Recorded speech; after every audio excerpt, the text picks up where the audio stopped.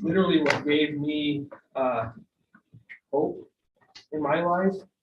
Something, I talk about in illumination, I talk about people's sparks, things that bring them happiness and joy. Well, that's mine.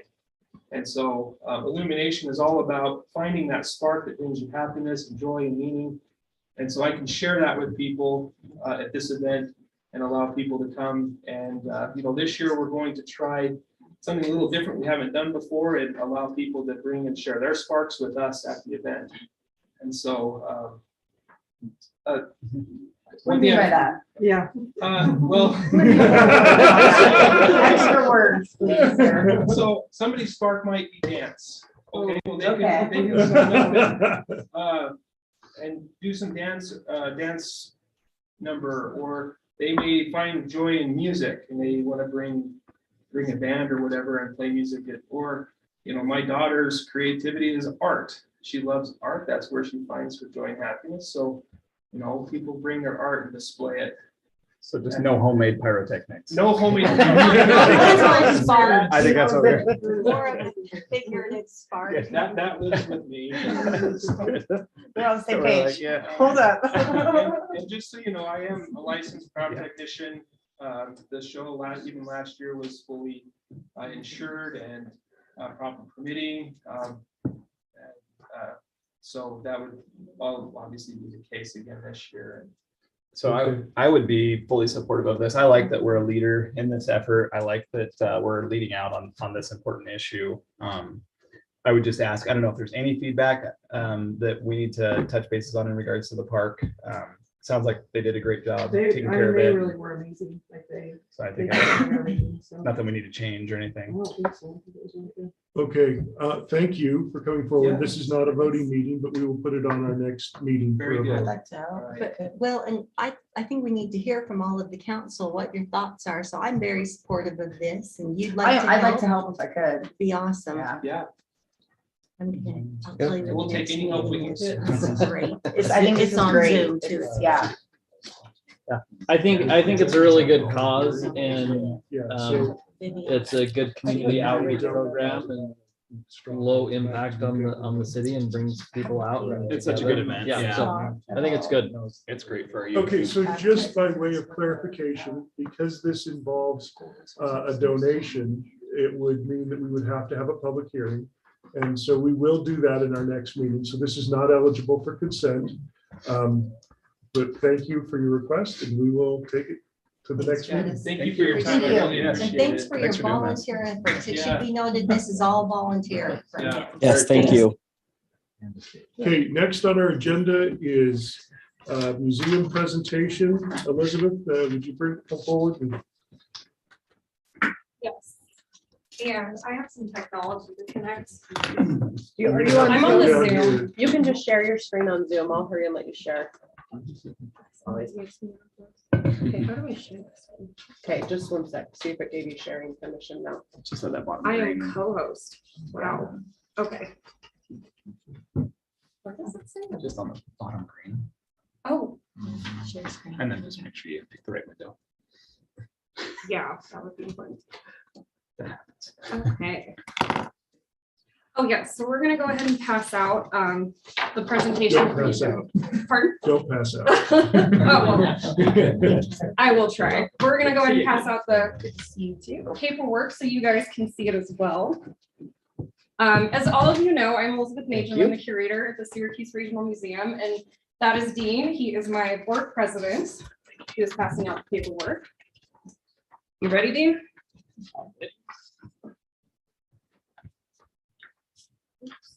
Okay, so as we're looking ahead the next 3 to 5 years with the museum, we've decided to realign our vision to the following. We desire to create a museum campus that interacts with history, settlements, and life along the Great Salt Lake. As you guys know, we talk about how we're the regional museum. We don't want to kind of limit our sites just to Syracuse. We aim to look at all of the life along the Great Salt Lake. And as far as I'm concerned, there is no museum in Utah that currently does this. The Natural History Museum talks about the geological aspect of the Great Salt Lake, but no one actually focuses on the Great Salt Lake and the culture that surrounds it. So this is what we are attempting to do the next few years. This is going very slow. So just a quick year in review. I realize we only have 10 minutes, so I don't want to spend too much time on this right now. But we have done a lot in 2021. Sorry, Oh, you're fine. I'm just trying to. let someone in. We had a lot of events. We've bolstered our education outreach to educational programs and everything with the schools. We've had miscellaneous happenings, like attending the groundbreaking ceremony and installing a bunch of new exhibits and getting new artifacts, etc. But the main thing I kind of wanted to show to you was our data. In 2021, we had over 1,000 people visit the museum. We had about 141 Harvest Host reservations. So Harvest Host is like Airbnb, but for RVs and campers. So we can get 2 max that stay in our parking lot per night. And we had so many people from all over the United States and even a couple of international groups that were traveling through that visited Syracuse. We have also received almost $7,000 in support in 2021 between grants, scholarships, and donations. So ultimately, our goal is to make Syracuse a destination in Utah. Thank you again for hosting us here. My name's come and talk to you. I'm an old farmer, so I think of the 3-legged milk stool. You know, there's, in my mind, in our mind, there's 3 things that are really going to help draw people to Syracuse.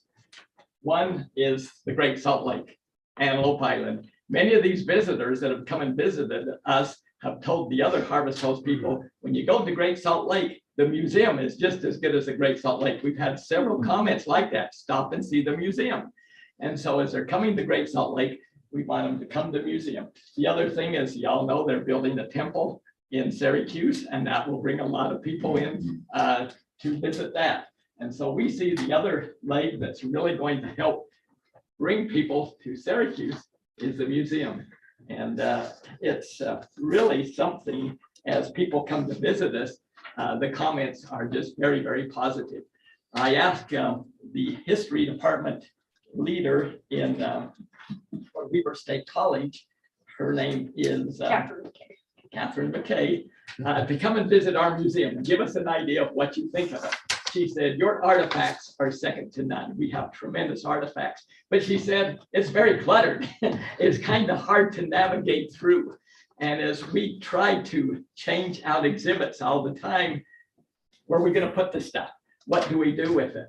And so we're really kind of squished. It's like having 10 kids in the old log cabinets out there. It just doesn't fit anymore. And so that's why we're hoping to be able to expand the museum so that we can display these things properly, so we can get new exhibits in, so we can get new artifacts in and keep it fresh for other people to come see. So how do we accomplish this? We are hoping to expand.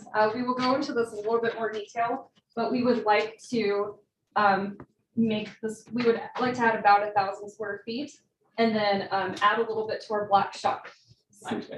blacksmith shop here.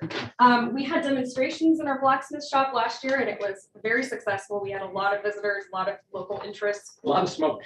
Yes, a lot of smoke. But the thing that was a little tough about that was our that area is very, very, very small. You can probably only fit about 10 people in there max. And, you know, it makes a lot of smoke. And so we're hoping to kind of extend this a little bit so it can be more interactive and people can crowd around a bit more and see when we bring in our local blacksmiths to do some demonstrations. When we say we're having a forged in fire here, every kid from miles around wants to come and watch us. And even one of the forged in fire participants came to our display, which was. He came all the way from South Carolina. He had it killed on. He was a grand master knife maker. And so it was kind of cool to have somebody like that here. So again, why do we need this goal? We desperately need the space. Our storage is almost non-existent. We store things in the attic up in our barn, which we also share that space with the Arts Council. So both of us have cramped situations. We are hoping to have new exhibits as well as a bigger conference room for our board and other events to happen in. I especially want to hone in on the space because for artifacts, we're not doing so well with the kind of American Alliance Museum standards of how to store artifacts. We don't take into account temperature, humidity control, We try our best with, acid-free paper with photographs and everything, but there's a lot of things we could be doing so much better because we just don't have the resources or anything. We also want this goal to accommodate the growth happening in Syracuse as well as visibility. We get so many comments that people have no idea we have a museum here at all. And I'm like, well, it's just right by Don's Meats. You know where Don's Meats is, right? And they're like, oh, yeah. But what good is a museum if no one knows it's there? When they first built the museum, the plans were to add onto it eventually. We have the original plans over there. In fact, in the west wall of the museum, the door is already cut out, so we just have to move the sheetrock and extend out there. I wanted to make a comment before we go into our summary a little bit. The volunteers, we have some of the greatest volunteers in the world. There's two of them sitting right there. But we have over 1,500 hours of volunteer hours each year. And so if we need something done, it doesn't cost anything with the volunteers. It's all free. And so we appreciate the people here at Syracuse. For sure.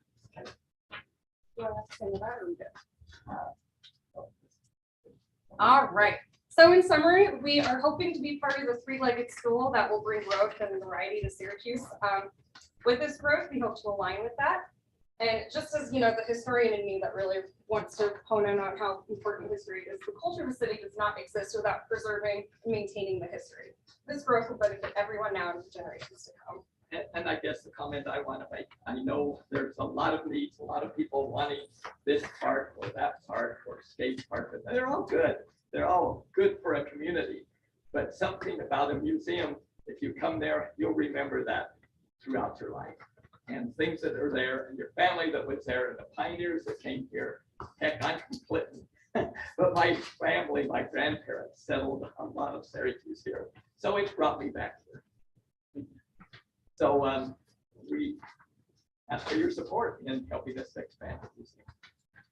Do you have any idea of cost, what you're looking Yes. at? I asked Chris Thurgood, he's the one who was involved in building a lot of the original museum and a contractor in the area. And he said for like the main building and to make it so it's visible from the street, so we don't say we're next to Don's Meats, Don Meats next to the museum.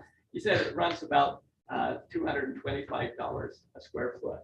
And we're looking at roughly 1,000 square feet. So, do the math, 225,000. Adding on to the barn, that back little pole barn deal, we're guesstimating that at about 50,000. So we're ruining most of a $300,000 bill. Or a good cost. So Have you guys considered, sorry, real quick, have you considered, you talked about, we associate it next to Don's Meats. Have you considered seeing if there's anybody that wants to partner with us in having a little shop there, like even an old fashioned candy store, something that might be an attraction on its own that brings people into the museum as well? I'm just there's a family that's trying to do that. They were further west. Yeah. I don't know if they're still doing that. That would be wonderful, but there's no property there. The city owns it. The museum's there. Don's Meats there. I'd like to have that space right behind Don's Meats. That's where I thought would be a great place for a blacksmith shop. And then we can have kind of like a frontier village, because we have a barber shop outside, we have a cabin outside, we have a blacksmith shop. But as we look for property around, there really isn't any there. The only other option would be to build east of here. But I thought about moving all those artifacts and I went. A logistical nightmare. So it said on there that with the conference or the extra space, you would have a larger conference room as well. So would we be in a similar position in a few years as the artifacts start to pile up, and if we have a lot of that dedicated towards conference space, or how to talk us through that? Our main thing is to find a place to put artifacts. Okay. Right now, really, we have a lot of real neat, unique farm equipment. And we're just stacking it outside because we have a lot inside, and as we're trying to grow, we're putting it outside. And we're trying to also, come up with ideas. And one of our ideas for, moving all the old farm pieces was kind of create a boneyard display. I don't know if any of you are familiar with that, but boneyard is kind of a slang term for aircraft that has been retired, and then people display all the old military or civilian aircraft. But And we as someone want- who studied aviation history, I was like, yeah, let's have a boneyard and farm equipment. And I think where we want that's right along Antelope, so they can actually Yeah. see that we're there. Maybe we'll cut down a tree, heaven forbid, but, put some bones out front there. Kind of like how Hill Aerospace has all their aircraft out, and people can still go there, 24/7 to go look at the aircraft. It can kind of be the same thing. I'm gonna teach that. They're actually building a hangover all of that. We'll do That's that Jordan. another day. Yeah. What? Take those trees out. Hey, so I have a question for you. I know that there is the Great Salt Lake Visitor Center that's out there in Kaysville. Is there any chance we could work with them to try and pull that over to kind of partner with them and get them to kind of move that stuff here instead of all the way out there? We could, we have reached out to Kaysville. I know the lady who's kind of in charge of their historical society, and they've been working really hard to get their own brick and mortar museum building for their artifacts. They might be interested, but they. Well, also so are I'm not very- talking Kaysville City. The actual Great Salt Lake Preservation Society, I believe is what they're called. I think Okay. they have a whole visitor center already established. I haven't been there. It's kind of out of the way. I just wonder if that's something. I know you were looking to capture some of that history of the Great Salt Lake and kind of the interesting things about it. I think they have some of that. And I'm just curious what their visitation rates look like and if that's a potential partner for this. So I think that would be neat to include over here. I didn't even know it existed. I know there's that thing by the pond, the heritage. Oh, yeah, It's just off Gentile, as near as I can tell. Yes. Was that the, where you go look at birds? Yeah. On the walkway, Yeah. On the trail. boardwalk. Yeah, go the take trail, pictures. go look at the birds. So a couple of things. Are you aware there are plans to expand the visitor center out on the island? So I've actually seen the plans. In fact, I have a picture on my phone. But they're hoping to expand that. And the legislature is considering funding right now for that. So that will hopefully draw more people and more students, which I think we'd like to, associate the two together and maybe have, if they go out there for a half day, maybe go here for a half day, Oh, absolutely. which would be great. And then I've also done some research with the Utah Museums group about what constitutes a good project that they would fund. So we might be able to work on some funding there too. One last thing, I have a project I need to work with you on. Okay. I have an advertising project that somebody has come forward and volunteered to help us with. So I need to get with you as soon as possible. I know you're probably not staying for the end of this meeting, or I'd talk to you after the meeting, but maybe tomorrow? Sure. Okay, are you at the museum all day or? I'll be here in the morning, City Hall, and the museum in the afternoon. Okay, all right. I will reach out to you then because I want to go through with that. If we're going to get some free advertising, that's a good thing. One comment on the Great Salt Lake expansion out there. We are already working collaboratively with them, both at the ranch I'm aware. house and then at the main one. We have attended, we've met with them, we know the people. To be very honest with you, you don't get the enthusiasm out there that we get here. You gotta. That's true. Yeah. Yeah, they get a lot of visitors though. I mean, They do. on Saturday great alone places. or Sunday, there were 900 people out there. I know, I'd like to have $1 for every car that went out. Yeah, I know. It's unreal. So I happen to And know we're right somebody on that the works way. out there pretty good, Yeah, so. we're right on the way. back to the space. I don't know if any of you have been over to the museum quite recently, but I have severe ADHD and I can barely spend any time in there because it's so cluttered that I'm just like, and poor Miss Elizabeth tries to keep my attention and it's all over the place. Like they desperately need more space. It's so obvious. Maybe I can stay more than 30 minutes without going crazy. Well, and I think so much is lost because it's Yes, so very piled much. high, because I've gone through there several times and thought, I can't even focus, just as you said. And I think I really believe that we're going to see and have seen a shift in schooling in general. And we're going to start seeing more and more families who need destinations for kids to go and see. And we'll end up with day trips and groups of kids who aren't necessarily connected to the public school system, but are more so with homeschooling and community schooling. And I think that we're going to start to see an influx of that, and we should probably be prepared for that. I think it's a great, The schooling co-ops. just that are a popping up. general, a lot of homeschooling is going Yeah. on, especially after That's great. COVID hit and everything shifted. So I think that we're going to see more of that than we have in the past, and it would be great to have places for kids to learn a lot. We actually are seeing that a lot of that already, not quite locally yet, but with our Harvest Host guests, like a lot of these families just, sold the house, packed up their kids in their RV, and this is their education. They're going to museums, they're going to national parks. It's awesome. I think it's great.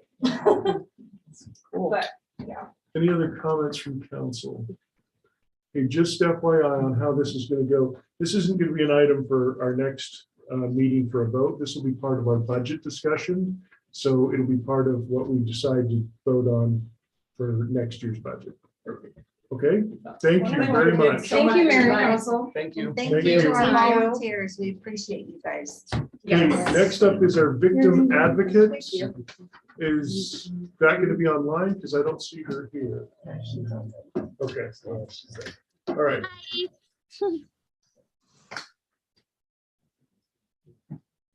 Can you guys? should be able to share your screen. Yep, we see ya.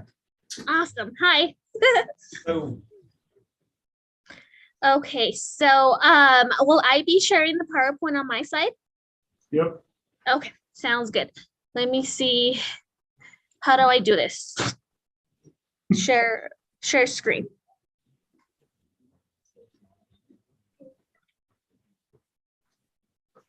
Okay, is that working out? Yep. Perfect. Okay, so my name is Celeste. I'm sure you guys know who I am. Well, at least I hope so. I've been the victim. I've been working for Syracuse for about 2.5 years, actually going on 3 here soon. And this is just a quick update on what's going on with the victim service program. So let's see. I don't know why I get nervous all the time. How do I make this big? No. Okay. So as you guys know, back in July, we ended up taking over, or we teamed up with Sunset. So some of these numbers are including Sunset City.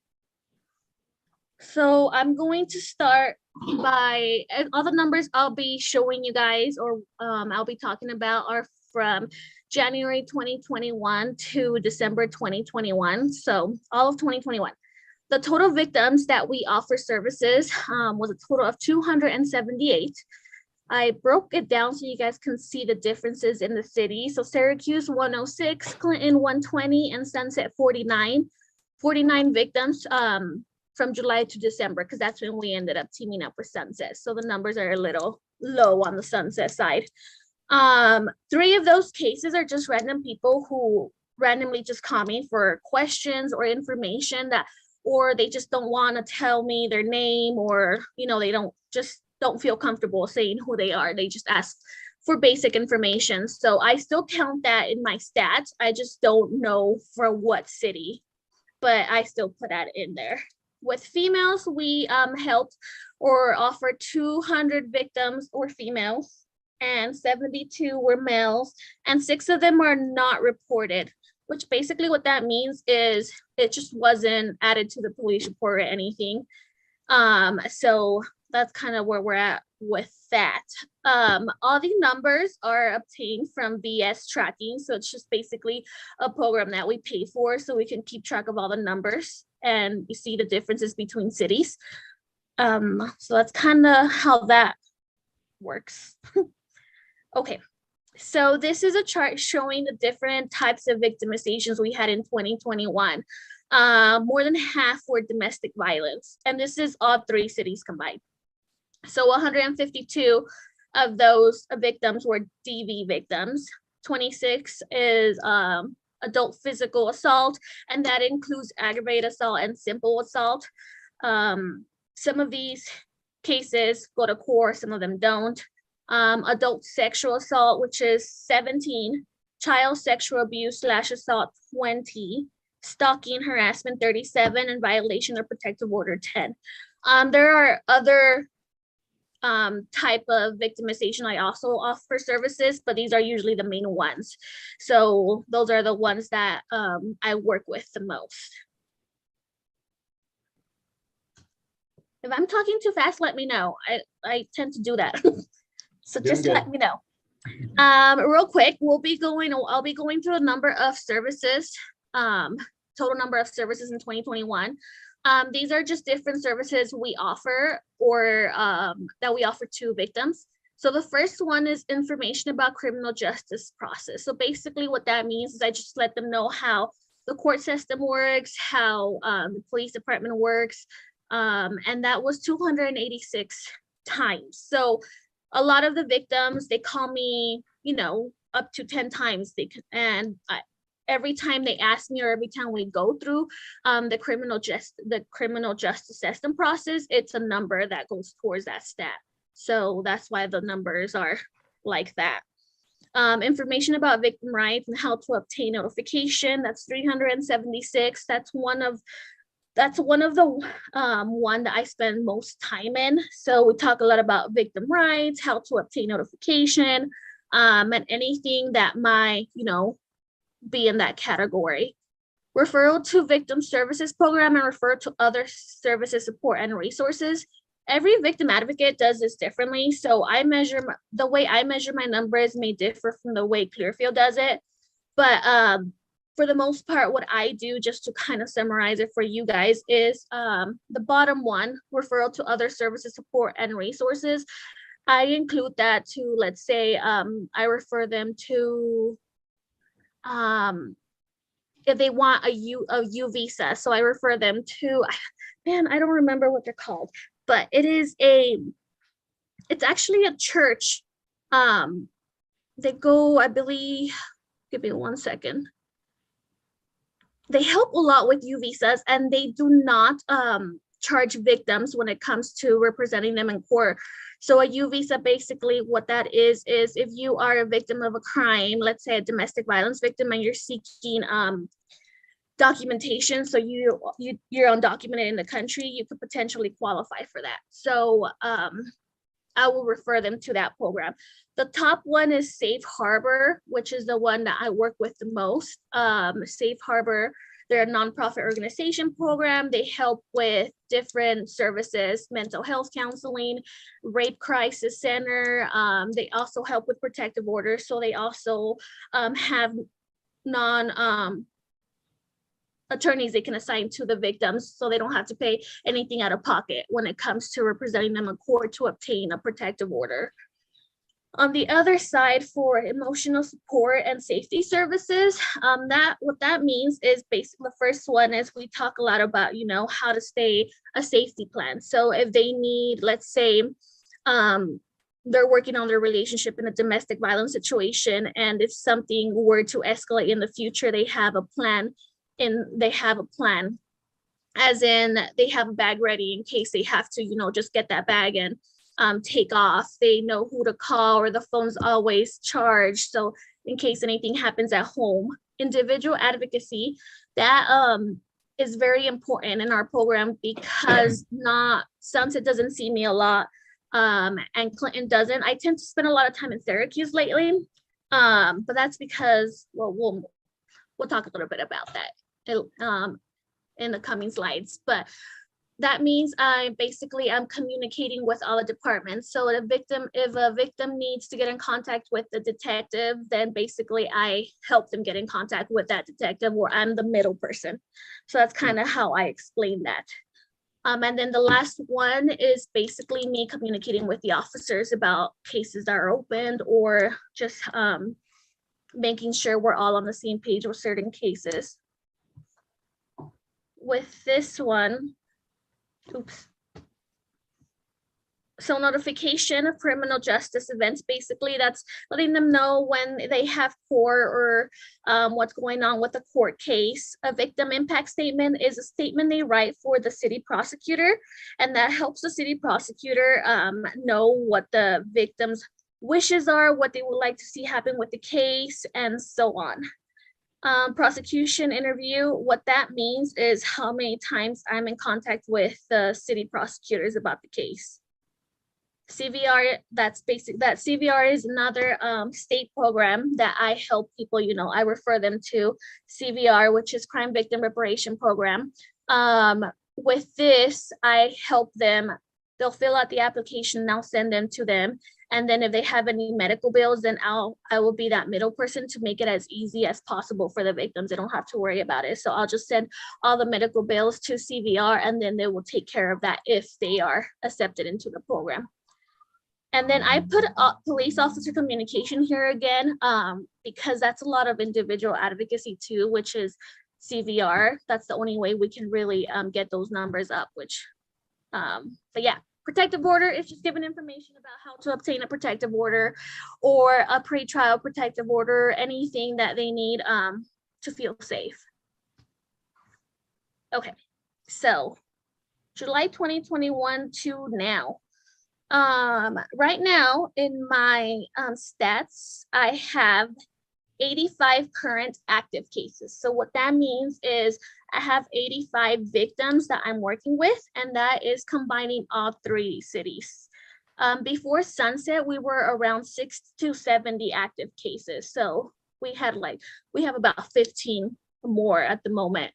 A side note, from January, so this January 2022 to February 2022, I've already offered services to 64 victims. Again, that includes all 3 departments combined. So that's a pretty, I don't want to say a good number because it's never good to have victims, but it's a pretty high number to see on our stats. We have about a month and a half to go before the quarter ends. Communication between victim advocate, so myself and Syracuse PD and Clinton PD has improved a lot. And we are still working with Sunset. It's a work in progress. It's been a little difficult, but it looks like we're all on the same page because of COVID and everything. I rely heavily on spillments, on what's being added to police reports and officers contacting me. So in case there's like a serious domestic violence case, they send me a text message or an email saying, hey, can you reach out to this victim? And I'm constantly getting text messages and emails. So that's definitely, I am very happy with that because communication between Syracuse, Clinton, and myself, it's been really, really nice. And hopefully, we stay like that. I am currently working on new brochures to include Sunset. So I want to have those ready before Heritage Days. So, we keep people, citizens out there know, community members know that I'm the victim advocate taking care of Sunset, Clinton, and Syracuse, which is really nice. Very quick, something I'm really excited about is domestic violence packets. So the domestic violence packets, actually, the idea was from Clearfield Police. Clinton is already on board with them, and so is Sunset. We're still working on Syracuse PD, but they have other things going on right now. So we'll definitely, hopefully we can get that going in the next few months. But with the DV violence packets, I want to share that screen real quick.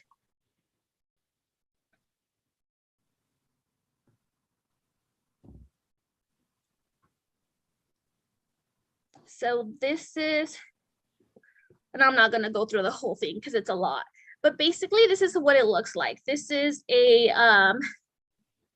this is not the final one because we still need to get in, we still need to make sure everything's good with Syracuse, but every department is different. So, and they have their own policies on how they're going to do this.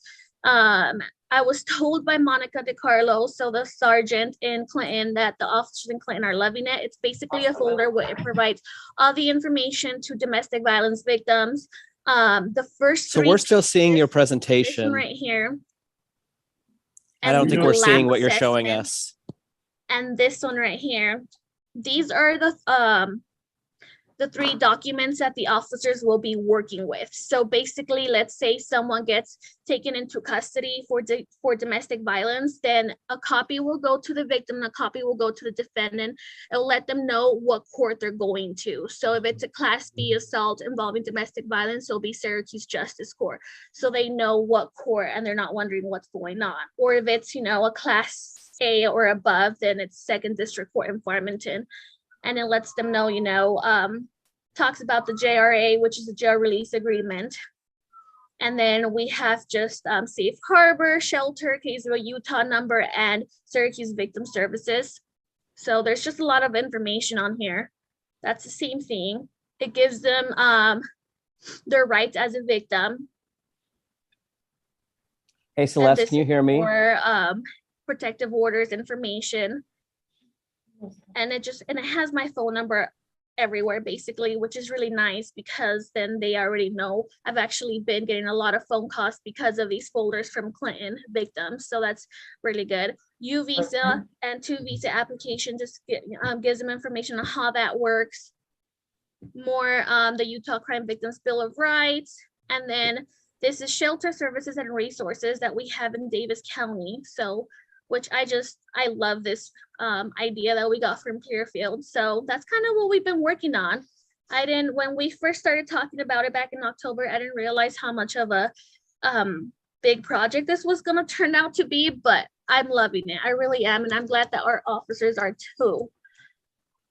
Okay, I need to take a deep breath. Sorry. So I don't know if some of the council members remember me talking about a voyeurism case. I want to say my first council meeting with you guys, I talked about this case. Well, I am very happy to say that Jane Doe is finally doing really good. She has a job and she's happy. The case is still open, so I'm definitely still working with her throughout this whole process. But she has definitely made a 360 turn and it's awesome. So I'm very happy about that. The federal case, Jane Doe 2, they're related, Jane Doe 1 and Jane Doe 2. But the federal case is a child pornography case. That one is still open as well. And I'm still working with Jane Doe number 2 as well. And she has improved and she's happy now too. So like I said, I'm still working with them. We're finally able to get Jane Doe qualified for CVR, so she'll be able to get help to pay for her mental health counseling, so that's always good. So that's kind of where we're at with those cases, and these 2 cases are Syracuse. So these are the ones I've been working with the longest. I want to say September 2019. So it's been a long time. So I've really gotten to know these Janes, but that's kind of where we're at with the whole program. Do you guys have any questions? Can you hear us?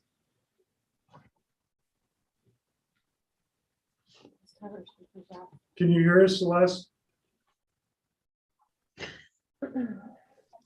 Okay. Celeste, I don't Hopefully know I if didn't talk anybody too can hear fast. you.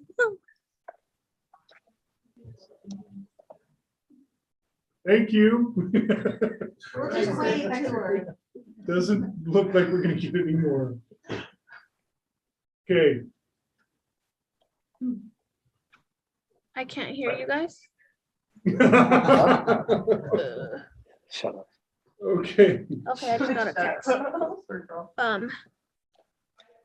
My, All right, Maybe tell her it's okay though. I'm gonna move us on. I don't think- Gotta maybe you go. guys can skip me. Oh, goodness. Are you there? Okay, I think my speaker's not working, but you guys heard my entire presentation. Well, if you guys have any questions, I'm more than happy to answer those. Paul is calling me. Hello? Okay, I'm just gonna move us on. All right. Discussion of proposed amendment to fiscal year ending June 30th, 2022. This is Steve, I assume. All right, thank you, Steve. All right, I'm gonna assume you guys have all looked at the packet, so I'm not gonna go through every line in detail. But periodically throughout the year, we'll have a couple budget openings, amendments to the original budget. We did that last meeting with the wage increases, but this one is a more comprehensive one. We've talked about the BMX course quite a bit. This is actually adding that to the budget now. There's a couple other new vehicles we're requesting for. If you remember last year, we added a new building inspector. That didn't come with the truck. And then with our You say it didn't come didn't with the come with truck? the truck. How does it get around? Accessories. It's and all actually that. using our city vehicle. It's not a truck. And then our other building inspector retired. He also dueled as the code enforcement officer. So we split those two positions out. So we're requesting a second truck for that. How Whenever. do you feel about mopeds? I'm gonna defer to Noah. How are you possibly going to afford a truck for $40,000? I don't know. That's the good question. You're not. contract. I just bought State it. contract, Oh, yeah. okay, you Contract, can? special pricing. yeah. Wow. And- I was and gonna you'll say, see the that's 20 difference. grand less $98. than. Aren't they all Chevys out there? I mean, Fords, these are Fords. Oh, yeah. We just get what's on the state contract. So Oh. that changes sometimes when if somebody outbids the other. Well, I don't really care as long as it does the job. Yeah, Well, and you'll see the Parks and Rec truck is 55,000. That's for plows and everything, a bigger truck, bigger engine. The building inspectors don't need the Like a the 150 or big something. trucks, so Yeah. that's the price differential there, and we may be low on that. So I also went through and revised some estimates on all of our revenues in our general fund. You see those numbers there. I've included in here the benchmark adjustments, so you see those in detail. We are budgeting now for the ARPA funds. We have used some of those funds for COVID expenses. There's not a lot there yet. If you remember, we got about $3.7 million with ARPA that we can spend over 3 years. And we plan to bring you a comprehensive plan with the budget requests in the future. This one does take into account the mental health program we did with public safety, the safe harbor donation, and again, just some COVID expenses. And then you'll see it throughout. There's some other changes within our utility funds, depreciation, increase in revenue estimates, things like that. Do you have any questions for me on anything that's in this budget opening? I don't have any questions. It was pretty straightforward. So is some of this actually adding in some of the, I know we keep estimating some of the sales tax revenues, and we actually have been year over year having more increases. Is this putting some of that into the budget as opposed to each year just having overages? So this is recognizing 540,000. Some of that you could say is being spent to pay for those one-time costs for the benchmark adjustments. You also Right. see on page 2 of that factual summation an estimate of $1.5 million to surplus. That's a high estimate. That's the highest I expect it to be. I think it might be coming lower than that, but I just want to put that in the budget. So when we get to the end of the year, whatever the council wants to do, if they want to move that to capital projects fund to hold there for later use, we can do that. We can hold some of that in the general fund. We're currently at 25% surplus. That's estimating keeping it at 25. The state legislature switched that to 35% this last year. So that was the one before that we actually had a finding because we were. Yeah, we were just over. Yeah. So there's options there. And this is just basically a placeholder for right now.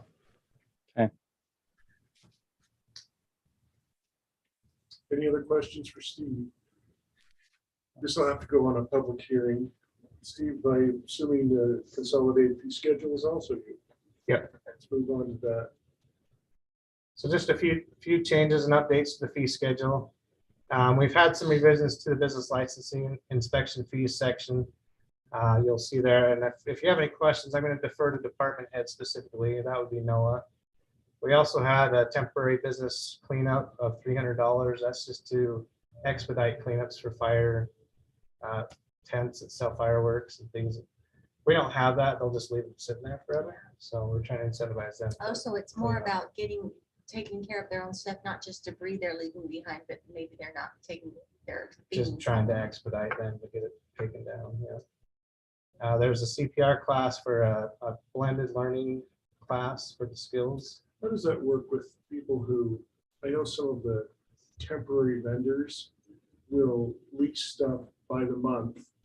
And then, of course, they move out and they just wait for somebody to come back next month.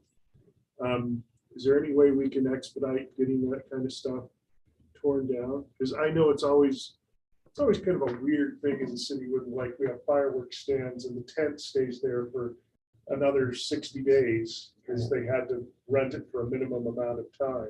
Is there a way to get them to remove it faster? Does this work with that?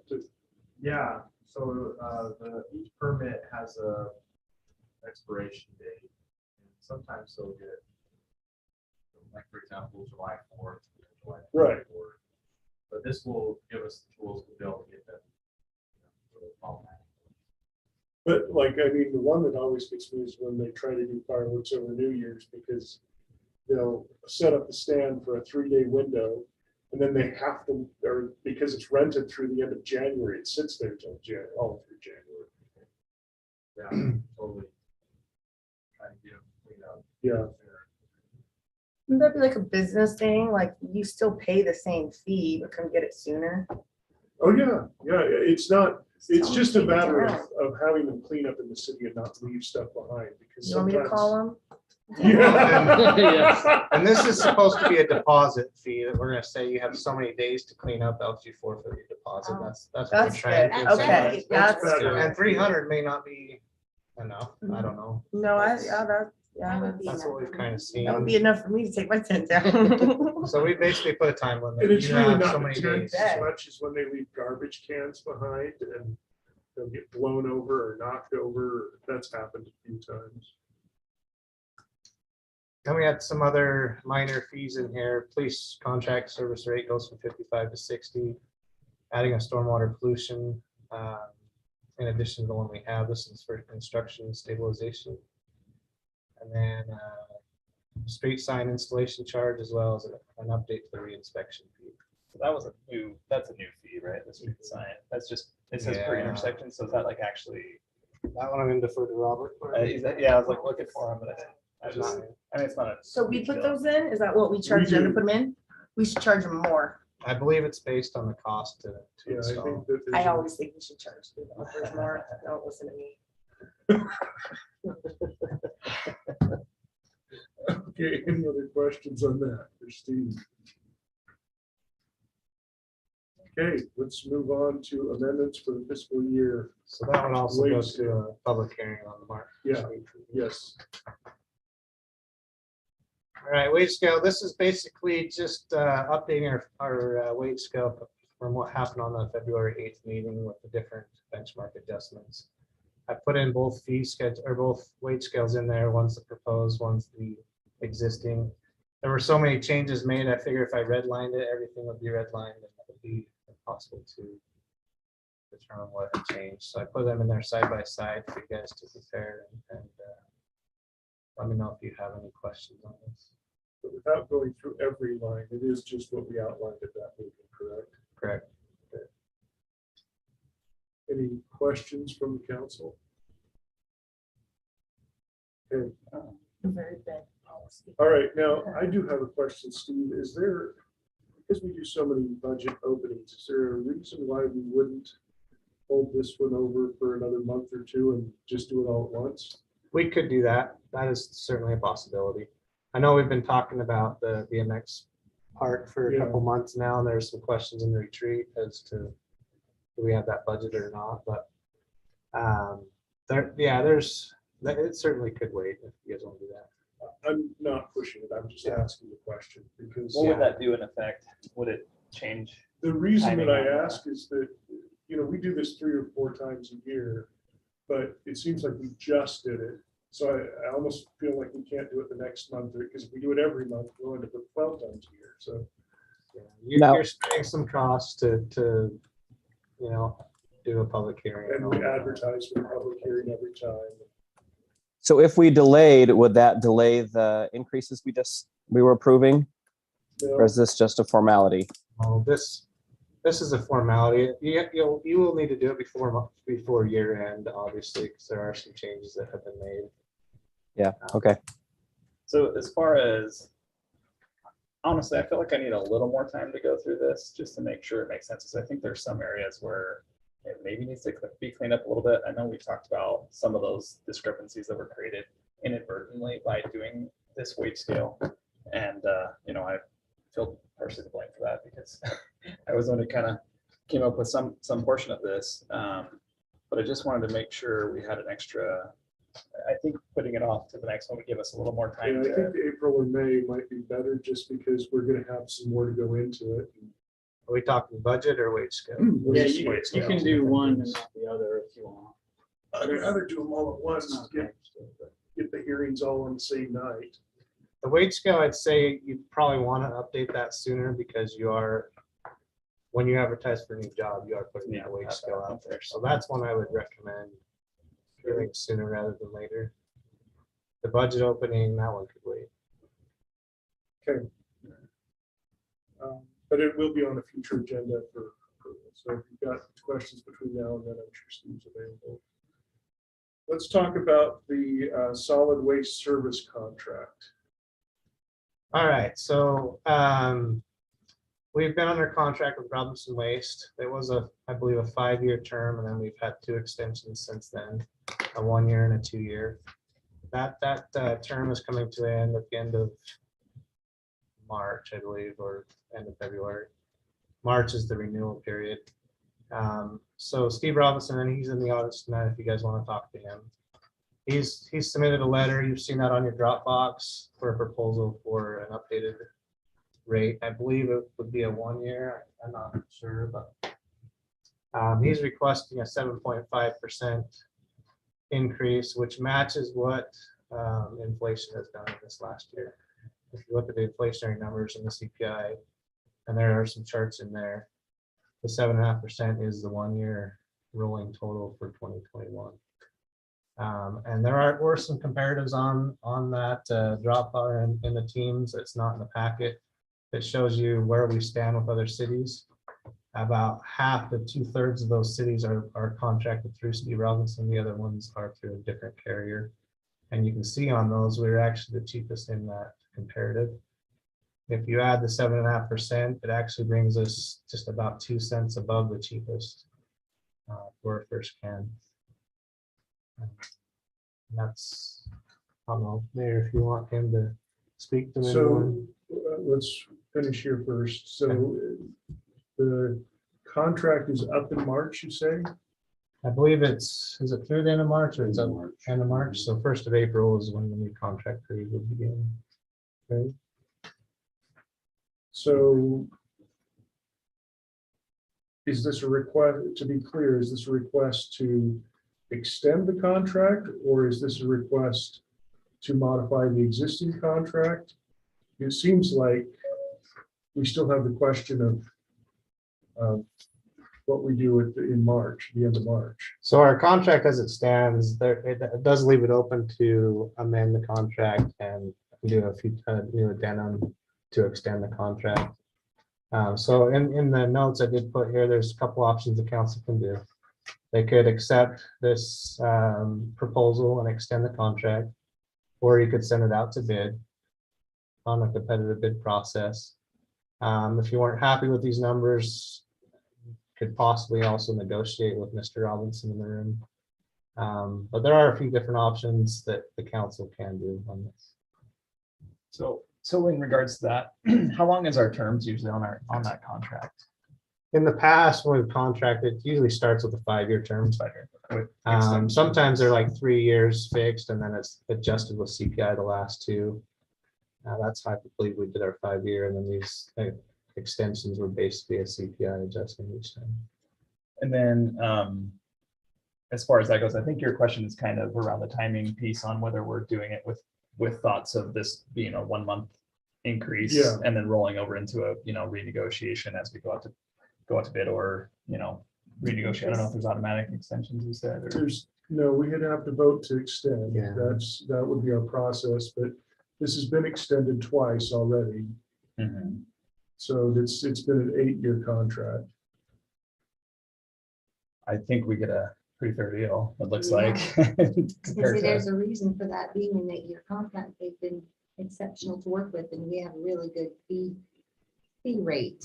Yeah, if they wish the trash can, just call them, they come right back out and grab it. So in regards to, what is the clause in there that allows for the rate increase? Is it always tied to CPI, or is it, or do we have, I mean, the only reason I'm asking is because we're at this exceptional time where, you know, we have this big jump, and so Right. just kind of wanted to. It's usually at a negotiated rate, which usually follows the CPI.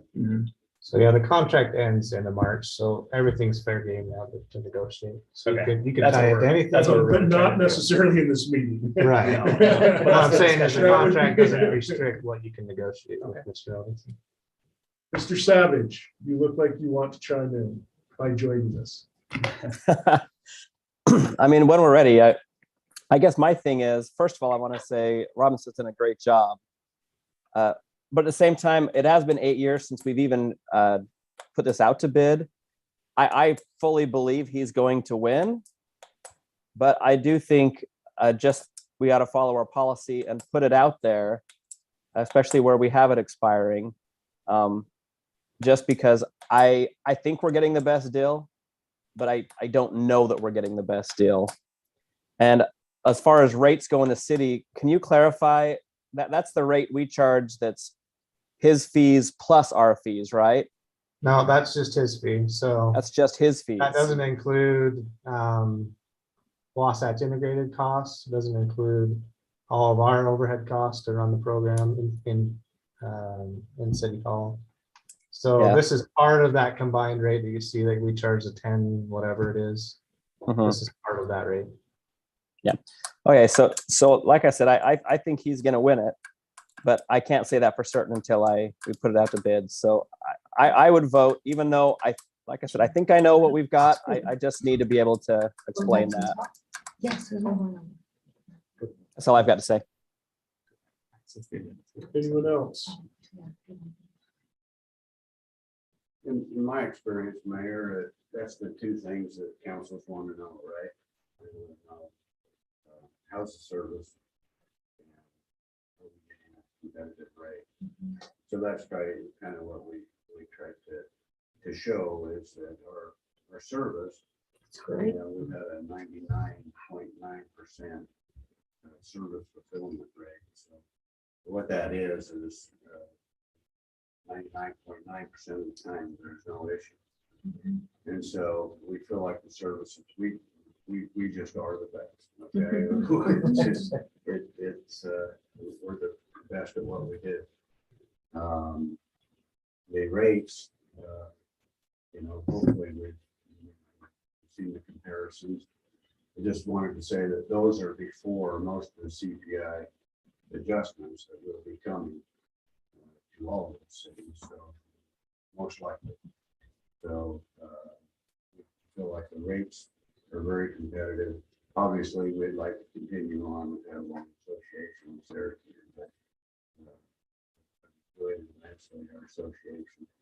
And we feel like we've done an exceptional job. It's not unusual. And things are going well. And we feel like if you feel that the price is fair,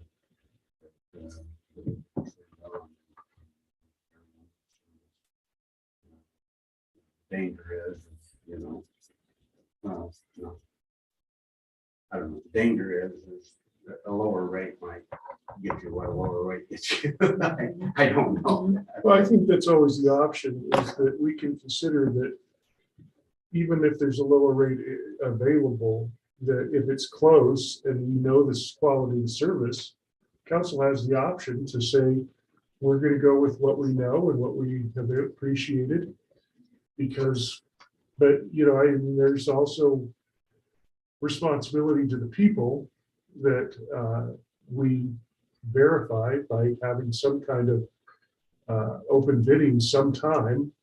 You can't go on forever just on negotiated contracts. You owe them some kind of responsibility to. I understand that. And, as been, so I'm Steve Robinson, by the way. This is Lance Allen, my general manager. We, in talking, I mean, been in this a long time. Together, we had 75 years. And yes, I'm old. But residents, and you could find this out through the bidding process too, but residents, the focus is on want my garbage to disappear without any issues every week at a reasonable rate, and they'll gladly pay a few pennies more for the service. No hassle. It's clean, it's prompt, it's on time, it's reliable. And I think your staff appreciates it too. It takes a lot of time and effort too to follow bad service. But anyway, we respect whatever decision we'd like to make. We feel like rates are very fair.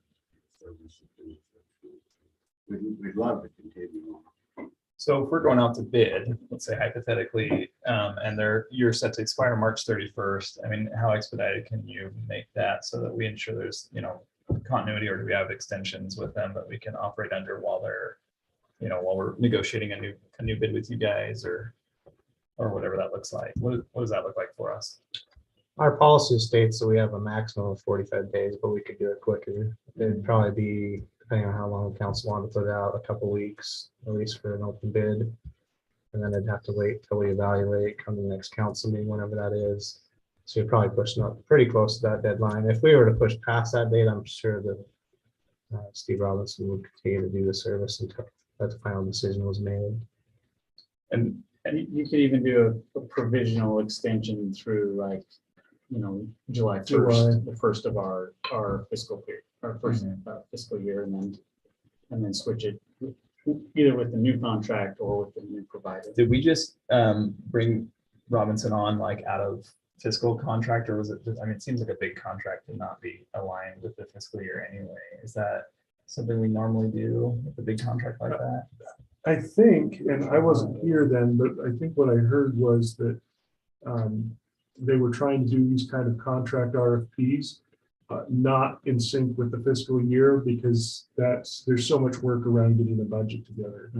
Because that came up, I think, when we did the first extension. So we were just trying to stay away from doing it at the same time. But you can do whatever you want. I am not. Well, Jordan, you mentioned that we're going against our policy. Is that, or you said that we have a policy that everything goes out to bid, that we don't, well, within reason, right? I mean, it's got to be, we put in the extension periods. Sure. To allow for that. Brody, what are some other things that we might have extended contracts more than just going out to bid every time the term ends? Are there some other things that we extend? You can with your auditor. Have we done that? Extended? Not recently, because Steve's recommended that we switch that. Up for clarity, because that's. What else? Extension wise, We used to contract out engineering. That had an extension clause built into it that we've been doing couple of that. times. We've extended that. Mhm. Okay. What else? Anything else you can? That's going to come up too. Park maintenance contract. That's it's more the facilities, the grounds maintenance for City Hall or community center and some of the ancillary properties that we have. So we've extended those contracts as well. Well, originally it started year to year, and we just extended it once or twice. Probably once. Well, then that makes me consider that this isn't going out away from our policy. If it's something that we consider doing in other areas, I don't think that this is a breaking policy as so much as it's saying there are extenuating circumstances depending upon what our needs are. So I for one really appreciate the value that comes with the relationship. I remember before you were our collectors, and there were problems, and I don't know what the cost was. That's the other thing. I don't even know what we were paying for that other service, but I remember as soon as you came on the scene, We never had garbage left over. We did regularly before that. And there'd be garbage in our street often. There was some problems, and that, I think that might be there, like in March. Why it came on out of Out of We sync. took over earlier. Because there were some issues with the previous collectors. I think when it comes to like just like costs, it seems like it's only 30 cents more. And it's a fair cost. And if we're doing it with so many other contracts where it just kind of rolls over, like my garbage is picked up every Monday between 10:30 and 10:35. Yeah. Like, can you beat that? Right. Like sometimes I take him out of soda, he drinks Mountain Dew, you know?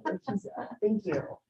But I mean, if it's gonna, But there's also, because I agree, the service is great. My trash is always picked up. And the price is great. it's fantastic. Yeah, but there's also the, I guess, the duty or responsibility just to do that. And like, I don't know who mentioned, if it was Dave or whoever, but yeah, even if you do a bid process and you guys aren't necessarily the cheapest, but we say, hey, the service is there, we've at least done our due diligence through that and said, okay, they're in the ballpark. We like their service. They're maybe not the cheapest, but you know.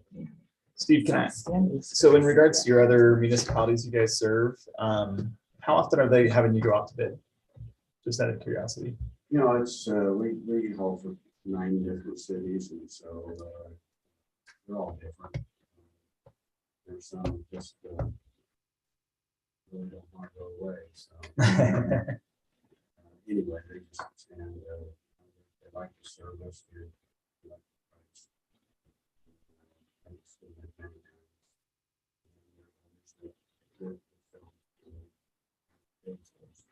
Like shopping anything, there are those who see something they like and pay the price no matter what it is. Then there are those who price check and see if they can get it somewhere else cheaper. And I'm not saying that either one is right or wrong, but I think when you're spending other people's money, you probably owe them at least a price check. And make sure. That's kind of where I was coming from, is like, I work a lot of government contracts for my job, and every single thing we have to purchase that is over $5,000, we have to show 3 bids so that we can show that we are doing the best by the taxpayer dollar, and that's a federal requirement. Now, Syracuse doesn't have the same requirement, so we do have some liberty to just extend it like we have in the past. But I do think that it just shows a level of responsibility when you actually can show that you did your homework instead of just going forward. Like I said, I fully expect Robinson Waste to win it again, because we have the data showing that they are some of the cheapest. But I do think that it's worthwhile to do that homework and just be able to show the numbers saying we are doing this. And it also avoids the appearance of favoritism to one or another. If you don't check every once in a while, people can say, well, you're doing a favor, or this is some kind of nepotistic or favoritism shown to one person. If you check, I mean, like I said, even if they were close, I'd say, okay, you could say, let's go with them because of quality. It's worth a little bit extra. But if you never check, you do open yourself up to a lot of criticism that you're not doing your due diligence. We did have one bid that we did last year. One city went out to bid. We were the only ones that replied to it. And that's another thing that happens too. And It's the environment that we're seeing now, and every bid that we've had the past 3 years, Yeah. the rate has increased. Not us, but the bids we've been seeing out there. You can talk to North Ogden is a perfect example, but probably not to do, but.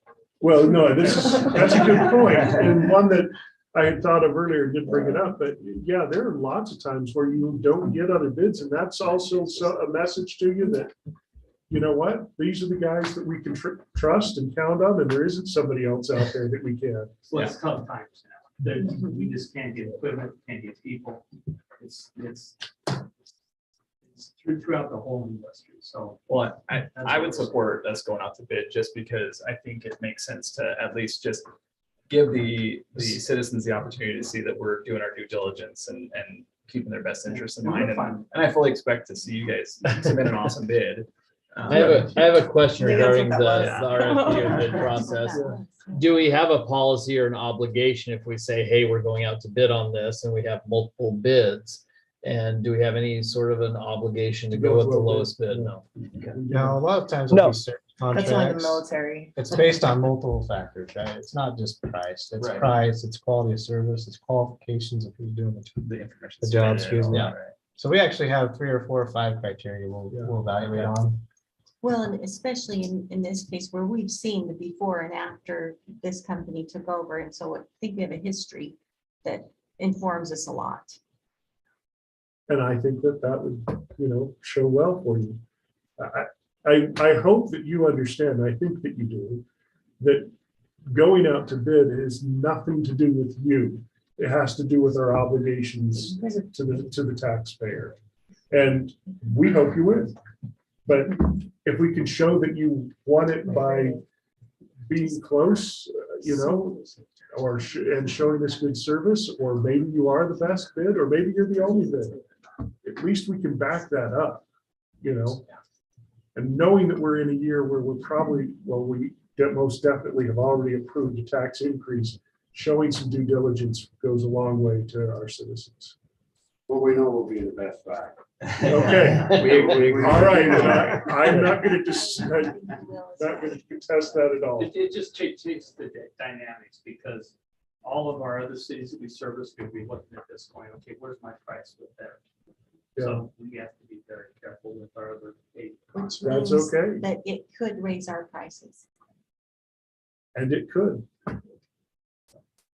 So I'm getting 3 people that say go out to bid. So can we start that right away so that we don't have any lag if possible?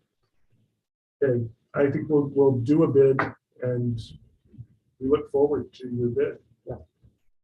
Thank you guys. Thank you for the service. And I just decided tonight that I'm gonna drop my wife off at the temple and I'm going to the museum. So cool. That's awesome. All right, we're gonna give you a bonus point on your bid for that. Just kidding. Okay. Next item, planning items are up. Application for zone change for property located at 2325 South, 1230 South, agricultural to residential 2. Noah, you're up. Okay, so Ivory Homes is wanting to do a subdivision. R2 subdivision. So that's a single family. R2 minimum lot size is 10,000 square feet. The zoning is actually already on most of the property, but there was just a small portion of 4 acres that wasn't already rezoned. Planning Commission held a public hearing last time. There was a lot of participation. There's the Grants Lane to the east. A lot of the concern was about whether or not we're going to sell that land and if that road's going to go through, and all of which were not actually within the boundaries of this proposed zoning change. So we told them if the city does sell that land, then there will be a future agenda item for that. Yeah, so let's not talk about what we can't talk about. Yeah, I'm just briefing you on what the public hearing was and some of the discussion, but ultimately Planning Commission voted to recommend approval. Yeah, any other questions? Unanimous? Was it a split vote? Unanimous. Okay. So questions for Noah about this possible rezone? So what happened with the residents? What were they? Their So they, sentiment? I'm actually surprised that they didn't come to this meeting, but yeah, they were concerned about not wanting through traffic. Because currently they have a dead end. Are you talking about east and west or just the east side? Just the Mostly east. Does this current zone change? So that this? little jog of a street do they- that has a little circle, right? Yes. That connects to the park basically, or is right by the park. Just on the south side. Yeah. So hard to throw. So how are they connect? How does connectivity work here? How do they get into this? So they'll come in, there's a lot of existing stub roads. If you look, I could pull On the up a west map side if you or want the- to let me share I'm the looking screen. at it. I really don't want to get into the part that's not advertised. Yeah, No, this just is, trying to figure out this how to is get an there. appropriate discussion for a rezone, whether or not there's access to the property. So there's 3 existing stubs to the west and 1 stub to the north, and then 1 existing stub by the park. Let me share I'll share my screen. How was it? It's on the other side of that other parcel. Oh, 'cause they Because own that does property Ivory over own around it? that over to the west as well? Ivory Yes. owns all of the. Okay, that makes sense. All I right. already own that. This is That's our where the park 3 right steps here. come from. So the city owns this and this. The road stubs right here and there's a little parking lot. So they would extend that road through. And there's not a required plan, subdivision plan at the rezone stage for this zone. So that's why you're not seeing the layout, but they think they can get 70 lots on the whole thing. So would those 3 roads from the west all connect into that neighborhood? Yes. Yeah, so that'll go Okay. through. So that would be connect all those. sufficient access, with the 1 from the east and the 3 from the west. Yeah. Yeah, we have a maximum block size limit of 1320. And so if you measure between this one and this one, technically, according to our zoning ordinance, it wouldn't have to connect, but it would be better for the city circulation if it did connect, but That's not. yeah, so the city will have to decide whether or not we sell this in the future or if that road goes through, but as it stands right now, they would probably just leave a stub road right there. Just like a little stub into the field. Then Can I just say I'm thrilled that someone is finally following the general plan. This is what was planned for this area. No rezone. I mean, yes, there's a rezone from the zoning map, but the general plan already had this outlined as R2. So this is a big yes for me. Anybody else? Thanks so much. I drove over there today again, and it's so hard to get through around over there. Oh my goodness. It's, yeah. So the be an question would be improvement. reasonable. Yes, no, R2, yes. Yeah, I It'd be mean, an improvement, then they could build, get I it would- built on. I would say R2, yes, it matches kind of the surrounding. Everything of the else. general plan, yeah. And there'll be access regardless of. So this is That something we could situation. put on the consent agenda if everybody agrees. It does kind of conform to our general plan. I mean, I think you probably don't go consent for the fact that we've got a bunch of folks that are really interested in seeing how Okay. this plays out. I'd probably rather not do that just to give them the an opportunity. to And Jordan, speak. I would say that the outcome was the same, whether it was on the general plan or not. People still feel the same, just as perturbed about it. So maybe it makes you feel better, but the citizens feel the same. All right, so this won't be on consent, but it will be on the next agenda for approval. Yeah, Okay. the only way to not have a field develop is to buy the field. Yeah. Yep.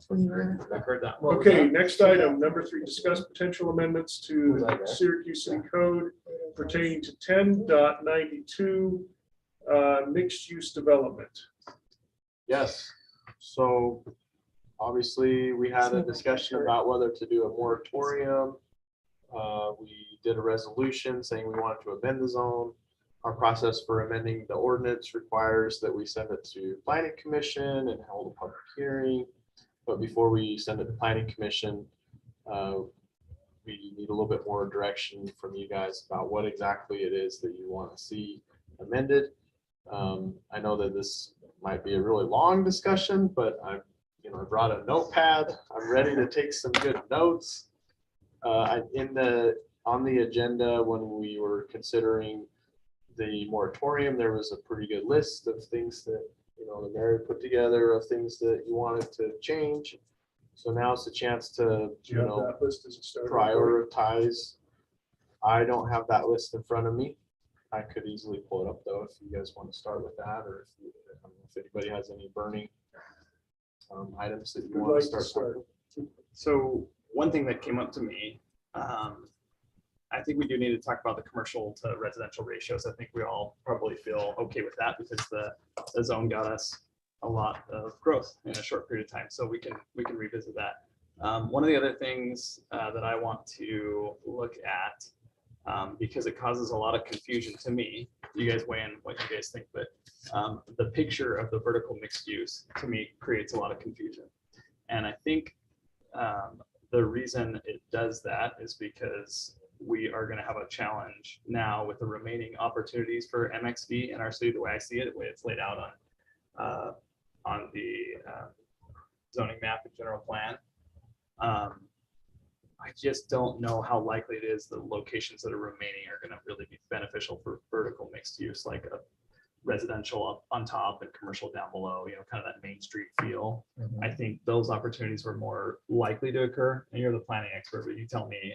I think they're more likely to occur in, city center, stuff like that. So I don't think that this is something we can say does not exist or will not exist, but I feel like giving this image oftentimes in planning commission gave a lot of people this idea that it doesn't look like this. This isn't what mixed use is. This doesn't look like this. And it gets people really confused. So just a thought there. Just a clarification, are you suggesting we remove images or maybe Or add several options. Yeah, either way. I'm definitely open for discussion. I mean, Yeah, I'm not saying one way's right or wrong. No, I just think it just creates a little bit of a. I agree, little bit of a Seth, misnomer for especially people. because we're More pretty straightforward unique in Syracuse. That's more of a This could be the option. downtown kind of a Are we- Murray are we or at the same Salt one? Lake or something. Yeah. Yeah. I agree. Do we have images in other zones of what we want it to look like? I don't think we do. No, We just don't, that not one. in our code, so I'm this not was saying just it's kind of a nominal. right or wrong, because ideally this would be what I think all of us want. This is what we wanted to have happen, but it I just, don't think people. the market was want challenged for that. that. We had one or two options where it was that way, and it was such a weird fit. So I'm thinking the Abington was one of them. Yeah, village, towns, Feels very the uncomfortable. village, Yeah, or towns whatever at- that towns at transit city called, center. towns at city Yeah. center. Yeah, I and don't that's, think it So matters. probably the only Well, I one mean, that has. the a that's the whole- closest we got. So, Just so correct me if I'm living wrong. I think the environment. places that are left are going to be a little bit tougher to accomplish this Yeah, I won't. And I- and desirable it's a outcome. business center. Okay, we gotta keep one conversation at a time for the recording, please. Arlo ended up For me too. vertical mixed use motif, and so we'll see soon how that looks. And Sure. they used it on a 100% Who did that? residential Sorry. building. Arlo, so the one off Heritage Preston. Lane. That's in front of it. Yeah, Yeah, okay, yeah, yeah. Jerry. So I agree with the residential and commercial mix, that we've got to be more, there's got to be more clarity on that. Otherwise, we're gonna get what we got with the whole project, which is 350 apartment units with 10 office condos, which I really like the office condos. I think it's a good part of the development, but I think there should have been more. The other thing that maybe I need clarity on, or maybe there needs to be discussion around, is the fee in lieu of portion of that. Help me understand. It may need to be discussed, because the fee in lieu of, is that strictly for open space, or can it be fee in lieu of development of the commercial aspect of a project? No, just It's only for open space. Okay. Assuming that there is open space within, what is it, half a mile, quarter of a mile? So that what we don't want is just have a bunch of apartments and nothing around that they can go take their kids to. So this was always planned to allow for development of space that was nearby that they could still play in. Okay. And that same. And perhaps more usable.